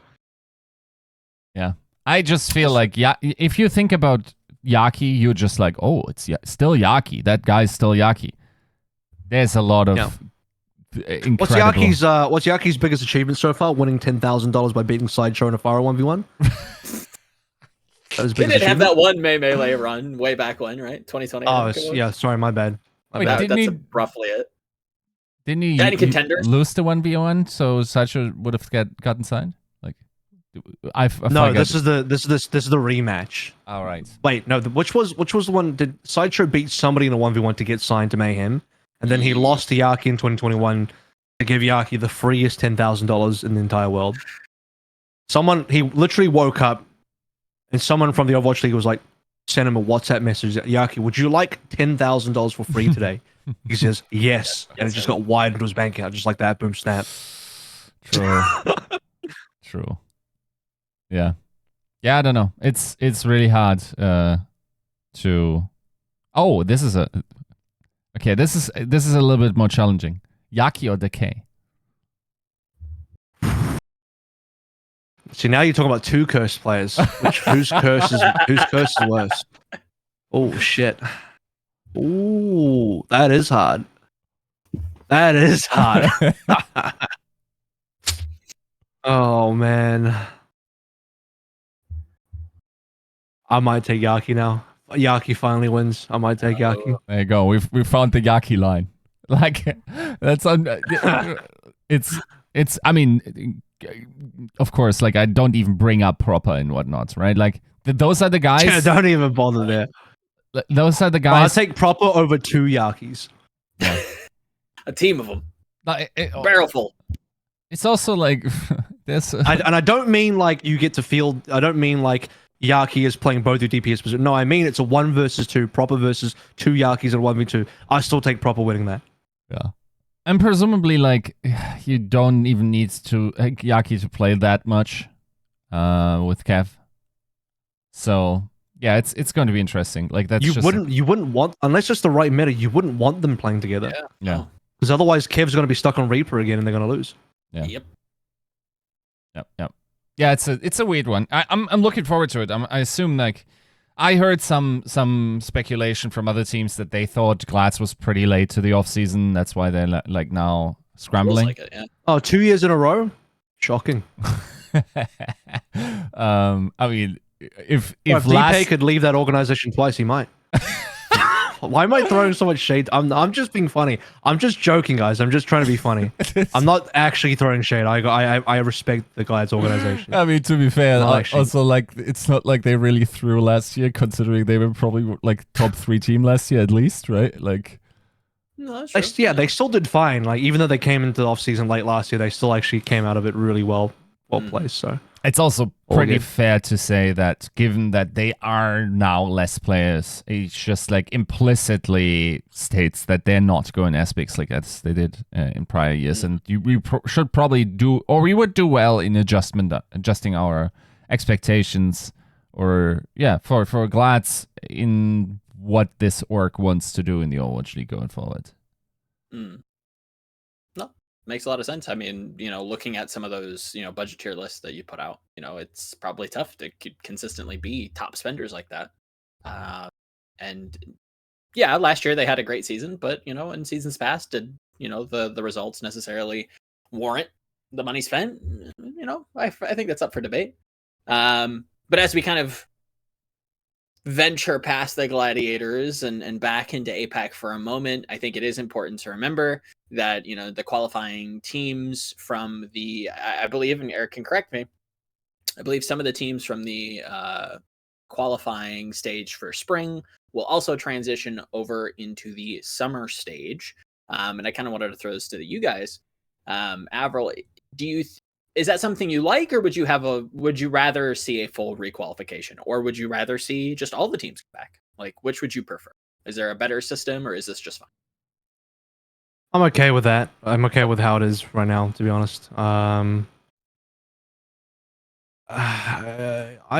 think there's a bar of consistency there that is nice, where like, the spring contenders teams return for summer. Mm-hmm. The only thing there is if there's a wacky situation where they're just worse in the second half of the year for some reason, right, because of, I don't know, it could be meta, I have no idea, and then you're like, well, maybe we could have had better contenders teams. But no, I generally think that well, actually, the more I think about this, the more I'm like, maybe they should requalify, because it gives the other contenders teams a chance as well. Mm-hmm. And it makes the rest of contenders a little bit more valuable, because now the first half of the year is way more valuable than the second half, right? In terms of qualification. So actually, I'll change my mind. Maybe I would prefer the requalification just for that reason. Yeah, it was definitely something that, like, as we were talking through this, I was like, okay, yeah, no, this could be kind of an interesting thought, piece. Yiska, for you, kind of a similar question. Like, I know that, competitive integrity is something that, has been maybe a hot topic for you this show, but do you have any preference either way when it comes to the APAC Contenders teams? In terms of what? Like requalification from spring. Would you rather have technically always? Yes. Yeah, I think so. Okay. I think like just in terms of, because this is such a meta dependent game, you just want the best snapshots at any given moment, right? In terms of who's actually, like, I understand the argument for consistency and like all of that. I think also the requalification would give interest to Contenders itself. Mm-hmm. So yeah, I think that would be my ideal. I mean, that also kind of, I feel like, is very it sits at the heart for a lot of your gripes with the thesis of the Overwatch League, right? You've always been a big grassroots, small developer input, esports leagues in the first place, and this, kind of still feels that way, right? At least gets a little bit closer to it. Is that fair to say? This entire season format? No, not the entire season format, but just like the APAC integration, having them all requalify. It does feel more grassroots, right? Yeah, I mean, in general, yes. I feel like you want as many stakeholders and like people that can make your system better in various ways as you possibly can. The issue was always that, yes, like if you give up control there, you also got to give up equity in some sense, right? Like how you monetize down the line. So I understand it from a protective part of that. I think you probably, even in that regard, shot yourself in the foot in terms of like the value and growing the pie was likely always going to outscale the situation. So just like to explain how I think about the things. Like, for instance, I thought it was very smart of Riot Games to integrate or once again have everything run through third-party tournaments, much like we did, but not to the same extent with Overwatch. I think we didn't have we didn't let the big third parties do enough with our game. Because what happens is, as you get more independent parties involved that all have to compete against each other, they make your product better. Okay? Sure. Like in order to survive, they need to come up with a better version of presenting your game, of playing your game, of just doing the thing that your game is, testing the grounds, than a closed system necessarily has to, because it gives you stability, right? Like what it has led down to is like there's a lot of complacency in a lot of franchises that aren't trying to figure out, like they paid the money. The figure out mechanism is now the league. They got to figure out what Overwatch League is. And just having one giant actor should allow you to make some pretty bold moves and like make stuff that probably just because like in the size of the investment that wouldn't be possible, right? Like an IM can't pay for DJ Khaled on the main stage. True. But that's good. Okay?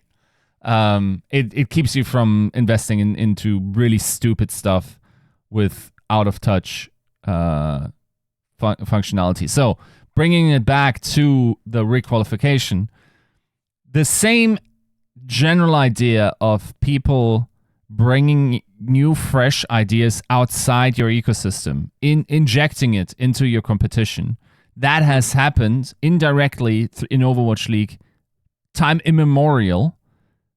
But we never really got to see it on the screen because the way Contenders teams innovate and bring about like this special quality that it can only come through filtration of a wide open circuit is through Overwatch League teams just copying the shit out of them once they realize there's something good there, right? So now we actually get to see that.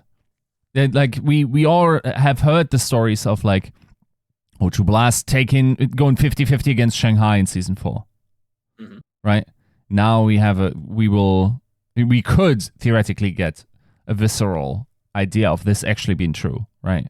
Therefore, also calling all the other teams out on their shit, right? So, in my mind, I want the requalification to happen because that makes the qualifying teams better, increases the likelihood that they are going to beat the majority or a sizable amount of Overwatch League teams, therefore creating an incentive structure for these Overwatch League teams to not lose airtime, to not lose, reputation, or losing against some guys that likely, realistically, have less resources than even the Valiant had last year.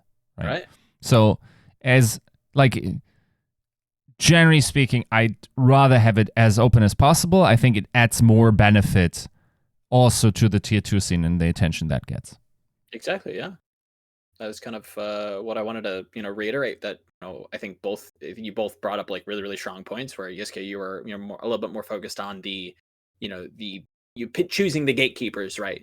Having the highest and most potent filtration unit, and making sure that we don't have too many dud contenders teams in APAC. And I think AVRL said it best when he was talking about how this grows the pie for everybody when it comes to contenders in APAC, because if everybody's more interested in it, then more people are going to want to compete. More of these teams can possibly get more financial backing. More attention gets brought in there. More viewers are driven to the league. It grows the pie for everybody, even if some of the franchise costs depreciate just a touch. Any final thoughts there for the both of you? I just want contenders to be more valuable by extending how much qualification opportunities they'll get. So, oh, more slots. No, not necessarily that way, but more like if you get to qualify into Overwatch League twice a year than once. Sure. I think like it's going to be interesting. I think this is probably like a pilot, like the APAC region is a pilot for what they could do. I think here's my problem, right? The proof of concept, if this succeeds, it will largely not just be due to it being open, but it will also succeed because hopefully we get everyone into one physical location, can make some dope content there, right?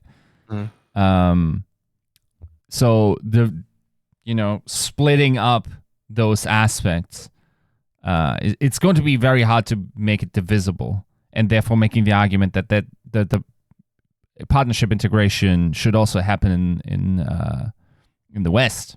Okay, theoretically that should be on the table by now. If that's like it makes for a really attractive product. I don't think we were ever going to, of course, have relegation. That's fine, and we don't need to. Like, that's fine.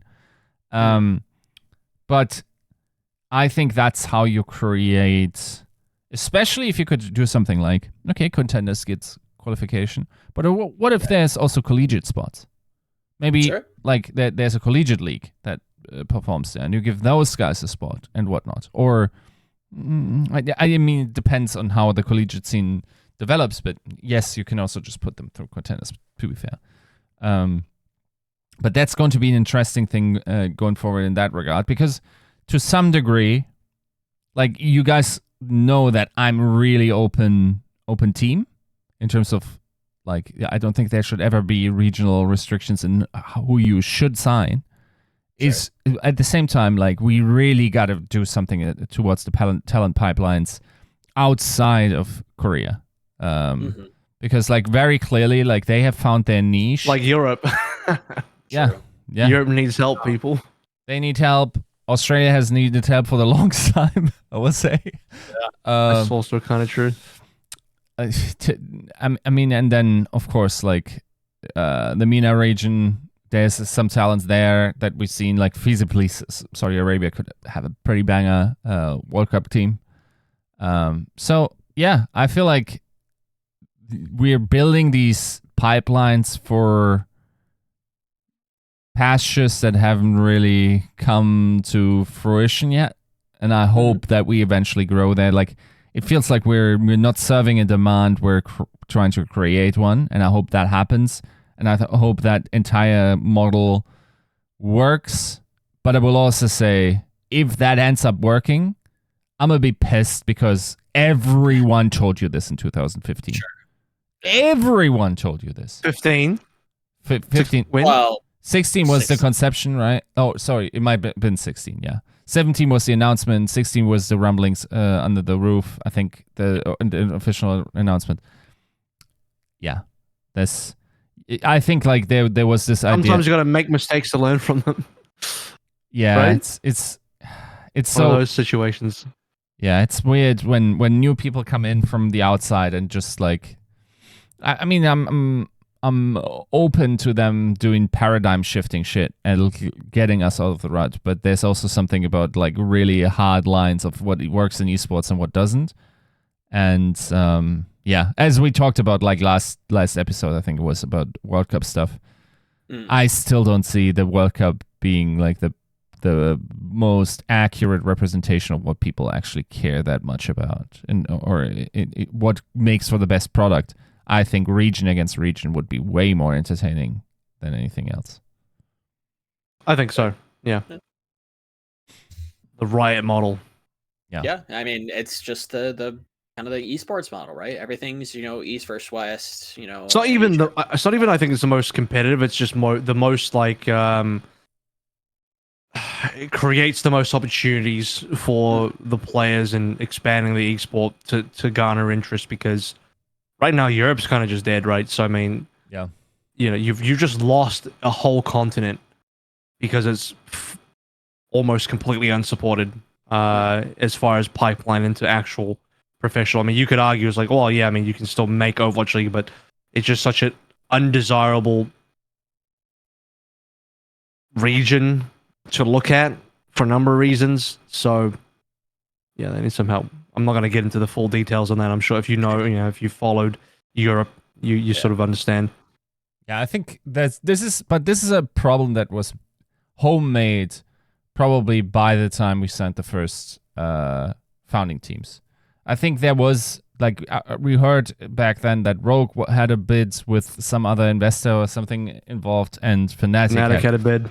Yeah. If we had those, if we had 4 European franchises instead of 2, now you have probably much more of a critical mass in order to sustain academy teams and have something persistently going. I'm not sure what that does to the integrity or like the Overwatch League circuit given Corona and whatnot, but it probably would have facilitated different changes or decisions down the line that probably would have not put Europe on its ass as it did. So yeah, and would have made like the global league approach much more feasible right down the line. Oh, for sure. Most definitely. Yeah, I think a lot of the time, like a lot of it is just conceptual, like trying to figure out how to make past mistakes work in our system, and that's why I'm so big on like not making new mistakes now, because then you're just going to have to eat that like in 3 years time, trying to figure out the mistakes that you did now, right? In order to, right, like, and you're just shoving issues forward.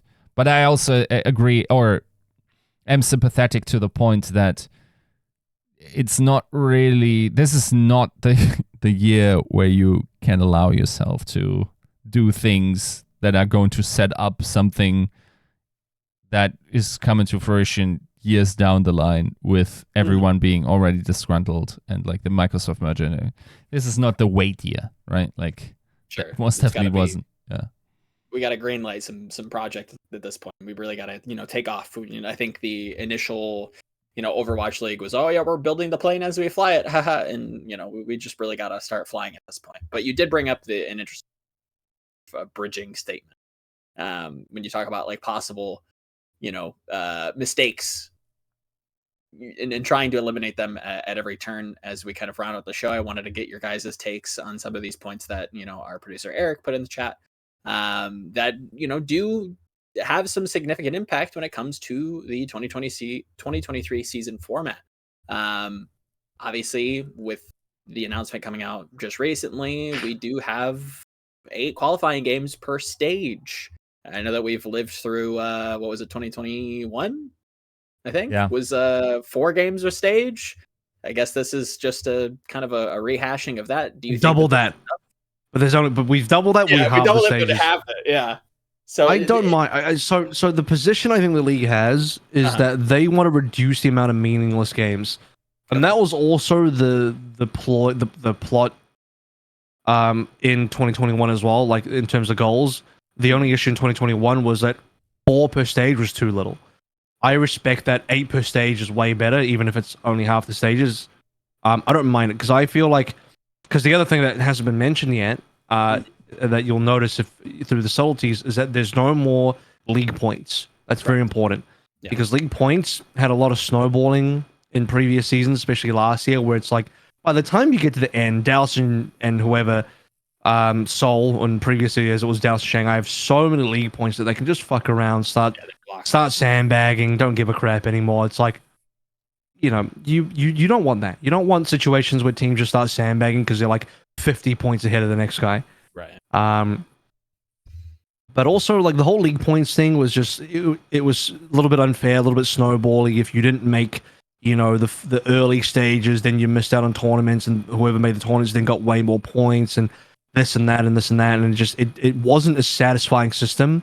And I think the league acknowledges that, and I think this is a super positive move to move away from that. I'm much more of a fan of this format now than what we had previously. Yiska, for you? 8 enough? I mean, okay. For the individual stage, yes. I personally like, because of the asymmetry it creates in at least the NA region, this is going to be a shit show in terms of making the schedule fair.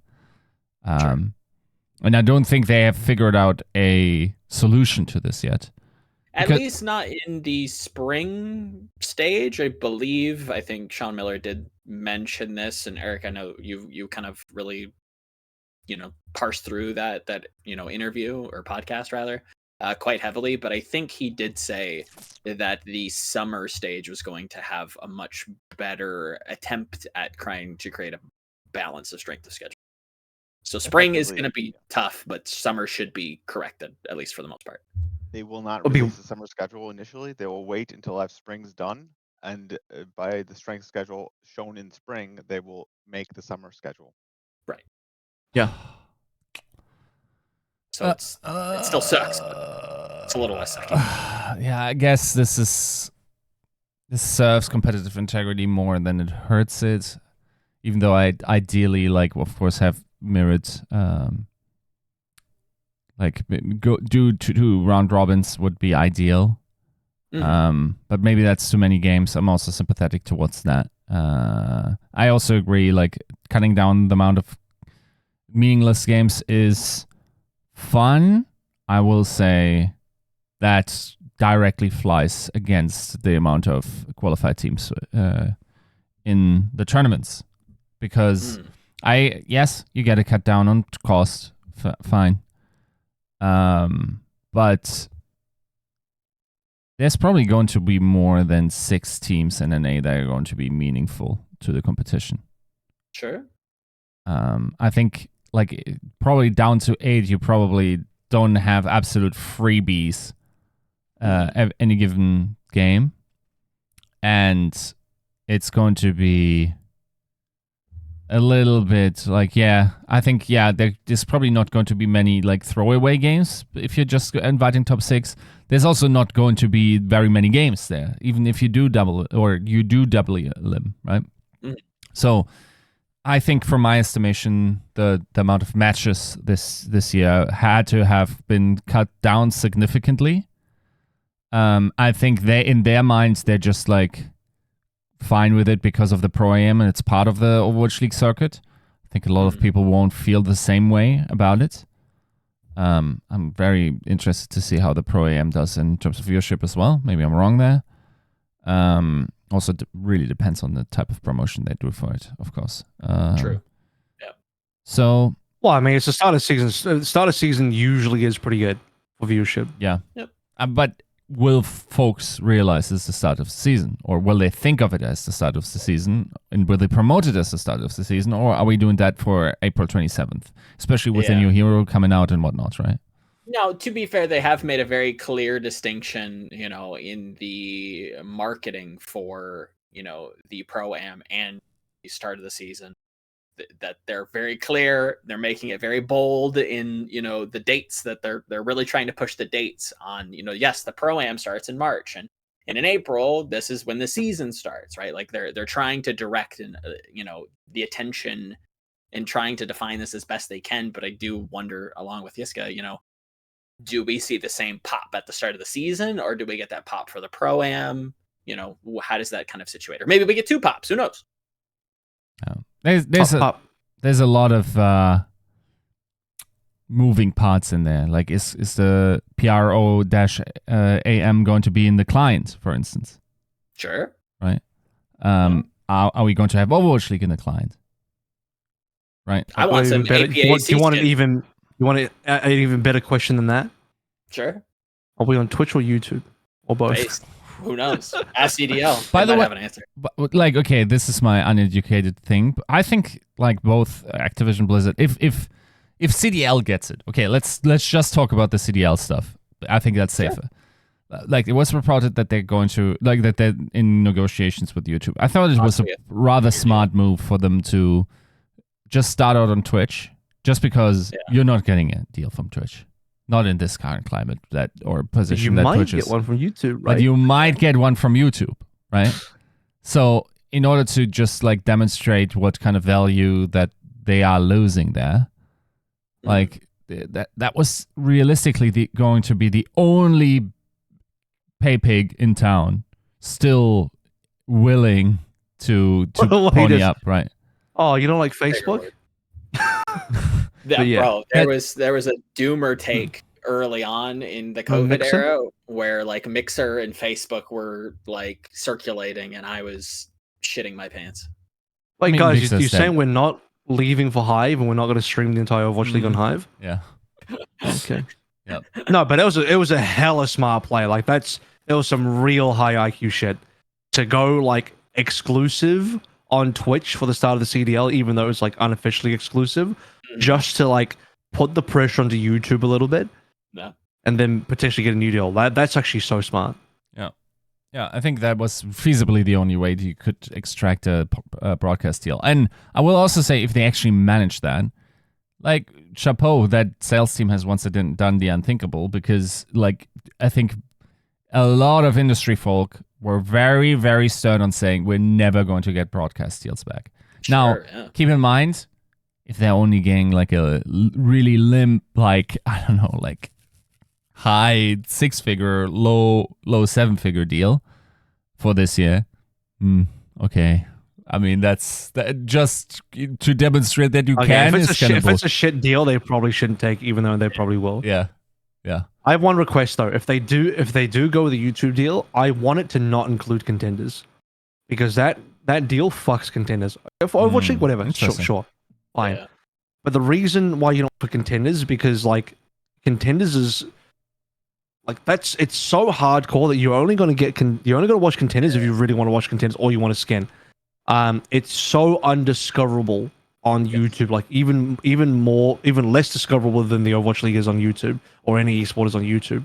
And there's other things as well where, like, this is straight from the mouth of the teams themselves, especially the Korean ones I've spoken to. It's like part of the situation for Runaway is that they couldn't co-stream their own team's games on Twitch or anything like that, because Flowervin is a Twitch personality, and that was a problem for them, and a lot of the Contenders teams don't want to be part of the whole YouTube thing. They'd rather do it on Twitch. Like Contenders, you might as well maximize viewership by doing it on both Twitch and YouTube if you can. Even though I think part of the reason why Contenders was sold as part of the deal previously was to fatten up the deal to make it more attractive, right? Which I understand, but like at the same time, man, it just fucks Contenders so hard. Yeah, and if this is the season where we're trying to create this, I think, both Zoe and Sean Miller in this community update we're very big on promoting this, like, open ecosystem. And I think that, they really want to try to get a grasp on this talent pipeline and really trying to support this. If this is the contender season of the Overwatch, era, then that would be the best the best possible thing you could do for tier 2 is to open up as many avenues, like Avril's saying, to discover these new talents, to discover your new favorite players, to really even allow, like you're saying with some of these Korean teams, allow them to create content to support themselves and maybe even their own tier 2 region, right? Limiting that is never a good idea. The other thing is, I know the moving away from Korea a little bit, I know that some of the big content creators, just generally the English-speaking content creators, I don't have to name them. You just look on Twitch and YouTube, you know who they are. Sure. Some of them would be keen to, I don't know if I want to use the word regularly co-stream Overwatch League, but they'd be keen to at least somewhat co-stream the Overwatch League. But the biggest issue is the whole Twitch versus YouTube thing. If it's exclusive on YouTube, then they can't do it because these are all Twitch streamers, except for like Samito and like maybe one other dude. It's like the rest of them are all Twitch streamers, so it just doesn't work for them. We just don't get the same level of.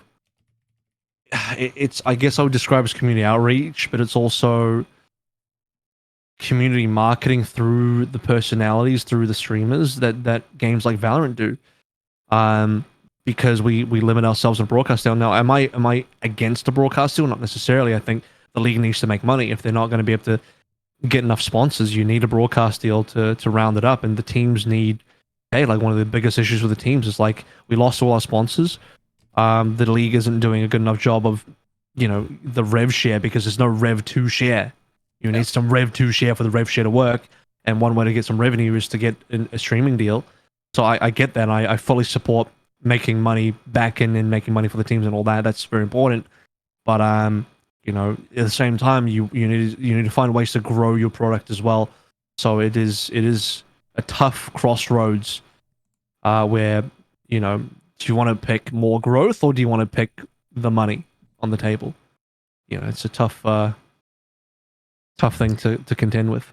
It is super tough, especially in today's climate, right? The esports winter, as it feels like our forefathers, let's call them, have coined it. It feels very real. There are a lot of consolidation, with teams stepping out of leagues that they've just very successful in. I think most recently, TSM stepped out of Rainbow Six, even though I'm not entirely too sure about like the health of some of these other games, but like, hearing that you can be successful and then immediately pull out of it is never a good sign. We've been talking about this for a hot little bit now, so it's tough to not look at an exclusive deal, like you said. To have a rev share, you need some rev to share, right? So you got to make. And by the way, I make it sound a lot more zero sum than it is, but while saying that, I also do believe it is more zero sum than not, in the sense that like, could you grow your product while taking an exclusive streaming deal? Probably.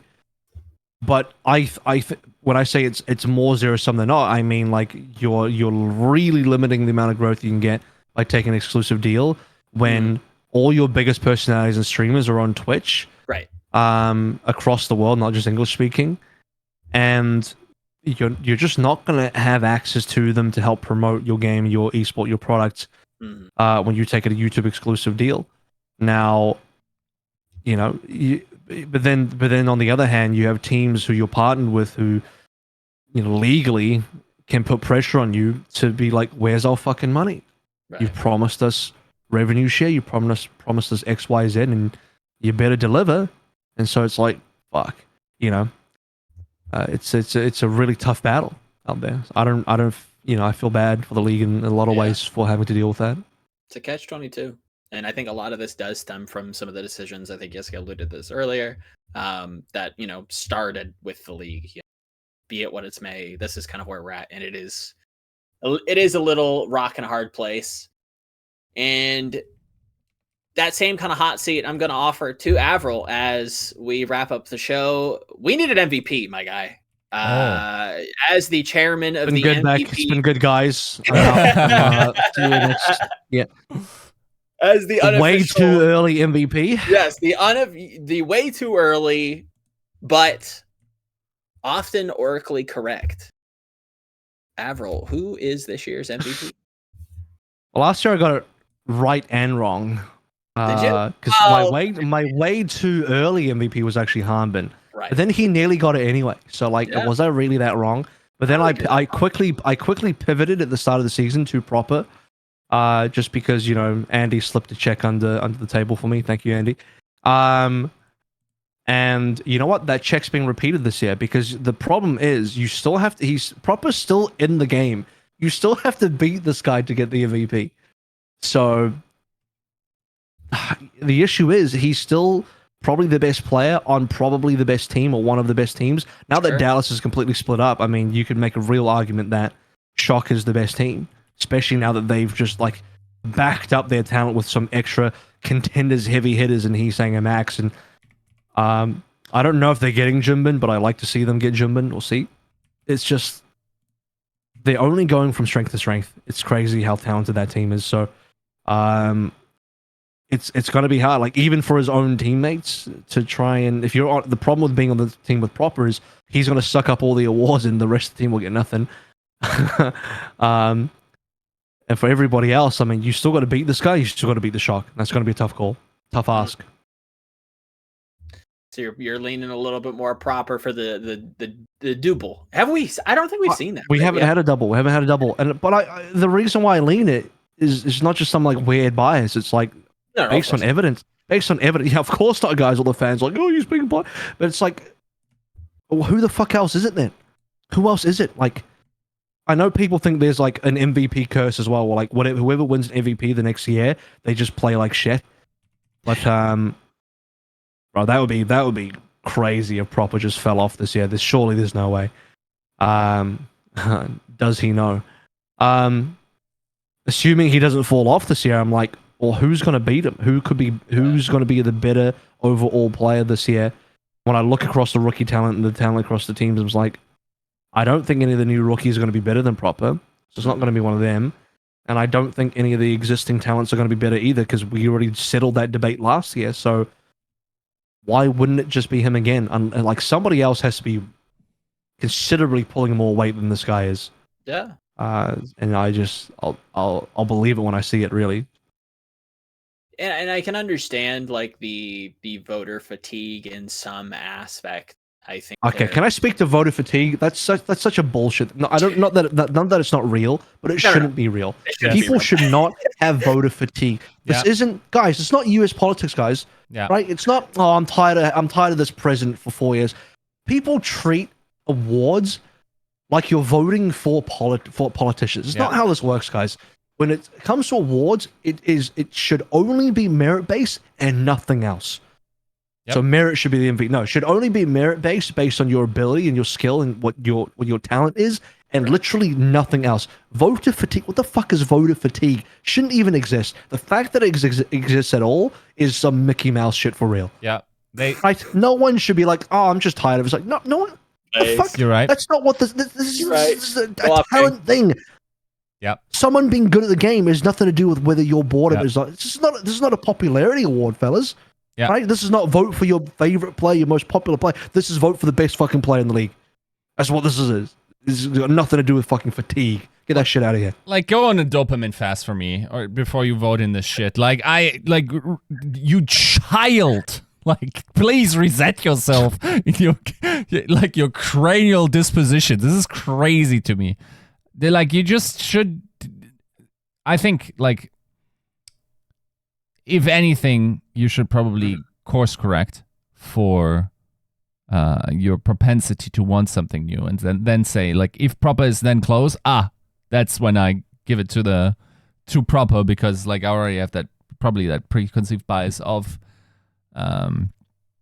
like voting fatigue. So yeah, I think like generally speaking, like yes, of course, Proper should be your favorite. I think there's also a really good argument for Hamden next year, of course. Sure. And then there's a whole lot of nothing, it feels like. It's definitely difficult to see how some of these other teams kind of like filter out. I think there are some candidates, depending on what kind of support they get, that could crop up. But yeah, I think, not to completely deviate away and venture into traditional sports, but I do believe LeBron James just beat the NBA's all-time or surpassed the NBA's all-time scoring record. Somebody who's had an illustrious career, has been a dominant force within the NBA. Again, I'm not a huge basketball fan, but I know the pop culture hits when they be coming, right? And we have something very similar in esports as in general. Going back into the the lexicon of StarCraft Brood War, we have some of those legends that have been dominant through years. We have Faker more recently, and I think AVRL. I think you kind of pointed that out, probably in the midst of towards the end of last season. I think we are kind of entering the proper era, and it's you need to strap in and get comfortable because this kid doesn't look like he's going anywhere. And it's like if you how many MVPs does LeBron have? Did he win the MVP? I don't know. I don't follow NBA enough. The point is like if LeBron is the best player, he's legitimately the best talent. Even if you are legitimately bored of him winning, let's say you're not even a fan of the Lakers or the Heat or the Cavs or whatever team he's been on. Yeah. Let's say you actually don't like. Let's say you you even root against him. Whatever. You don't want to see him win. You're tired of seeing him win, and you're tired of him being the best player. Even then, it's like voting to spite is just so weird. And I mean, I kind of get it from a fan perspective, but like, yeah, the whole. If you're maybe if you're like super anti because the rival team, maybe you're like an LA Glads team and Shock are the rival team and you don't like them for that reason. Okay. But like anybody else, that's just kind of like, oh, I'm just bored. It's just like, that's just not what this award is about. Like, I don't care if you're bored of LeBron. If he's the best player, he's just the best player. Yep. That's all the award matters. It's the only thing that matters as far as awards goes. So I think this is why the fan vote only counts for 25%. Thank fuck. Yeah. Honestly, thank fuck. Because this shit is not a popularity award, guys. It's really not. Yep. And I think, as much as maybe the media can get a little creative in their votes, I definitely think that as we've seen some of the more get a couple of trolls there every year, just one or two trolls, one or two, little instigators, little pot stirrers. I think we have by and large grown quite a bit in I think everybody's eyes for Overwatch have acclimated, and I think we are getting a lot better at picking and trying to have better gatekeepers when awarding these, especially when it comes to those more weighted votes, right? Like you said, the general populace only counts for I want to say two things. This is what I do. I instigate on this podcast. I'll say two things are going to annoy people. Number one, and I'm doing this on purpose, obviously. Number one is that if Shock won the Overwatch League last year, the finals last year, Proper would have had Grand Finals MVP as well. I know. I actually know. This is not me speculating. I know he had the highest number of votes from the Shock side for Grand Finals MVP, and then obviously Fearless had it on the Dallas side. So Proper would have had Rookie of the Year, Season MVP, Grand Finals MVP, and the championship all in one shot. 4 awards, boom, all in one day. If he had won. Second thing that's going to piss people off on purpose is it'd be funny if Proper won MVP again back to back, and he still had 0 titles. He doesn't win Mid-Season Madness, doesn't win the Overwatch League this year, gets back-to-back MVPs. I would love that just to see the seething and molding that the fans would have from that position.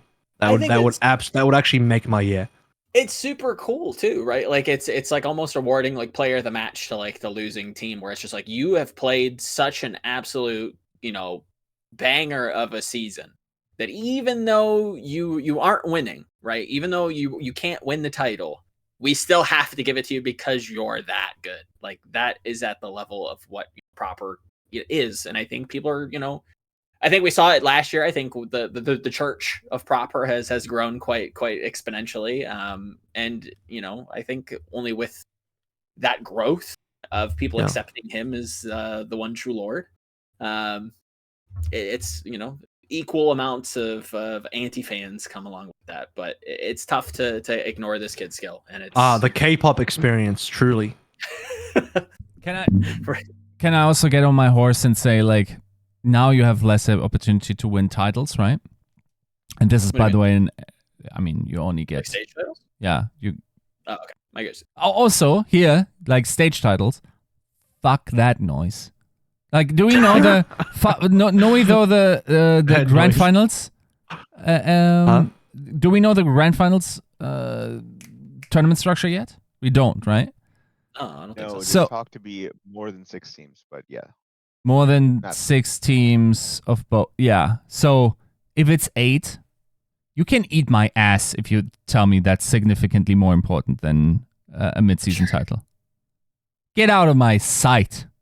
Like, if we're really realistically having international titles with everything that's just basically the same, only 2 more teams, that's marginally more impressive. Right. I won't hear anything else. I can see how the stage title is different from the grand final, the playoff title, even though, like, with the 5-day patch, probably not. But like, at that point, if you're making it that equal across the board, no, you have to, in your soul, improve the amount, or like increase the amount of value you give to these stage titles. That's just like, I think to a degree they already do that for an MSI in League, right? So push it towards that, considering also that we have a more thorough qualifying stage as well now. Like, we have less opportunity for a stage title. It's 8 games. We're getting 6 teams in there. The filtering process is pretty sick. That's meaningful. Celebrate it as such. All said. Yeah. Here we go. I got it. Here's the answer. I got it. Yeah. If Glad's come top 5, you can give Yaki the MVP. Yeah. For playing 0, and it's actually all Kevster. Hey, it wouldn't be the first time Kevster gets robbed, so that's normal. That's just a habit at this point. Who's due for their flowers a little bit? Like, I think Kev is due for one. But how did I not think about Kevster when I said, like, it's definitely between Hanbin and Proper? No, it's also Kevster for sure. No, but the problem is Kevster can't play Reaper, so that's, he can't win anything, isn't it? Yeah. Once he learns how to play Reaper, then we can start talking about Kevster. Yeah. If you gave him 7 days, who knows? 5? No. 7 days. Motherfucker said 6 years to play Reaper, okay? 7 days. All right. I think that's a good enough primer as it stands now for the 2023 Overwatch League season. Obviously, there's more information coming down the pipeline. Obviously, the postseason information dump is yet to be determined. What some of the qualification details look like when it comes to APAC Contenders teams, that's up for debate, and probably incoming with a number 2 community update, possibly coming in the future. I would have to assume so. But want to give again, thank you, AVRL, for coming on, and anything you're working on, anything you're excited about coming into the start. Anything I'm cooking? Yeah, what you cooking? Recipes I'm cooking? Yeah. Not really. I'll see you in a few months, fellas. Or maybe I won't. I don't fucking know anymore. We'll see. Well, hopefully we see you in a few months. That would be a big hope. But you're not doing anything? Nothing going on? Refreshing my email inbox every day is my normal activity. Fair. I get that. Yiska, for you, anything coming down the pipeline? I know obviously the player panel was a pretty resounding success. Yeah, so like I got a couple of player interviews lined up right after. Going to delve a little bit into Toronto Defiant. Then I wanted to get the ominous great take on balance player on for an interview. I'll reach out after my break. And then I'm looking forward to which of the who? The player, the Overwatch League player with the greatest balance takes consistently. I'll give you the name after the podcast. You might know already. But in Reiner on, I got you. Anyway, was awesome.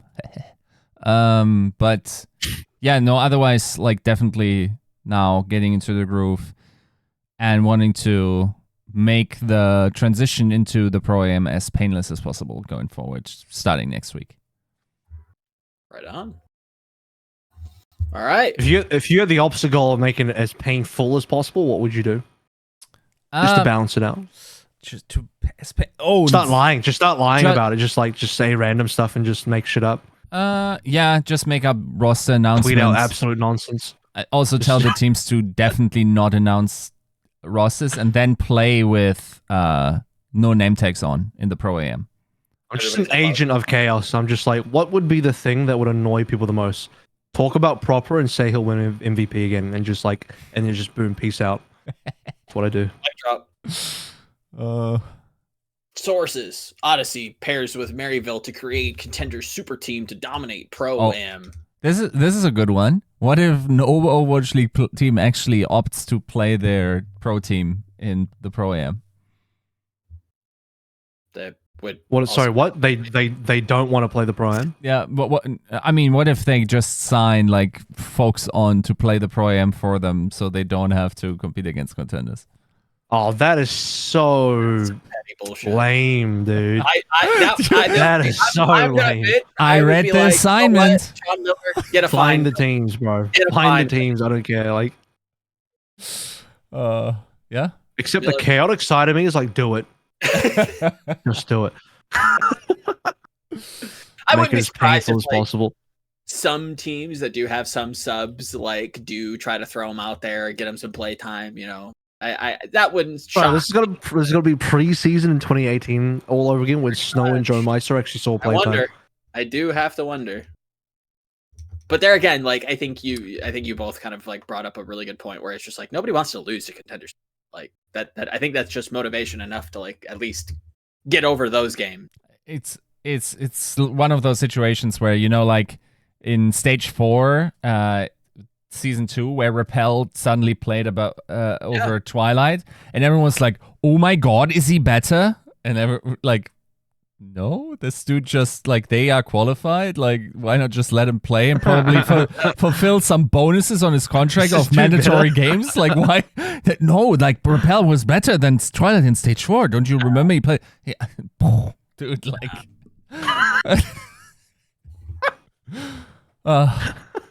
Speaking of, I hope Twilight finds a home. Twilight needs a home. We got some teams in APAC that he'll have one. He'll have one. Twilight is signed. Oh, that's right. Why have one in Boston? Why is this podcast just a whole of not remembering Boston exists as a team, while everyone else is hyped? This season's just been a little chaotic. Okay, bear with me. All right, it's been a minute. I genuinely forgot. That's actually crazy. Anyways, I genuinely forgot Boston exists. It's hard to remember that that team has such hitters. AVRL, Twilight or Yaki? Oh, shit. Yaki's got the role star though, so yeah. Fuck it. Also, Yaki plays more than Anna. There you go. I know that's gonna piss off all the Twilight fans. So that's why I said it. That's why I said it. See. All right. Twilight all day. We're getting out of here. Episode 282. We love you. See you next time. Peace.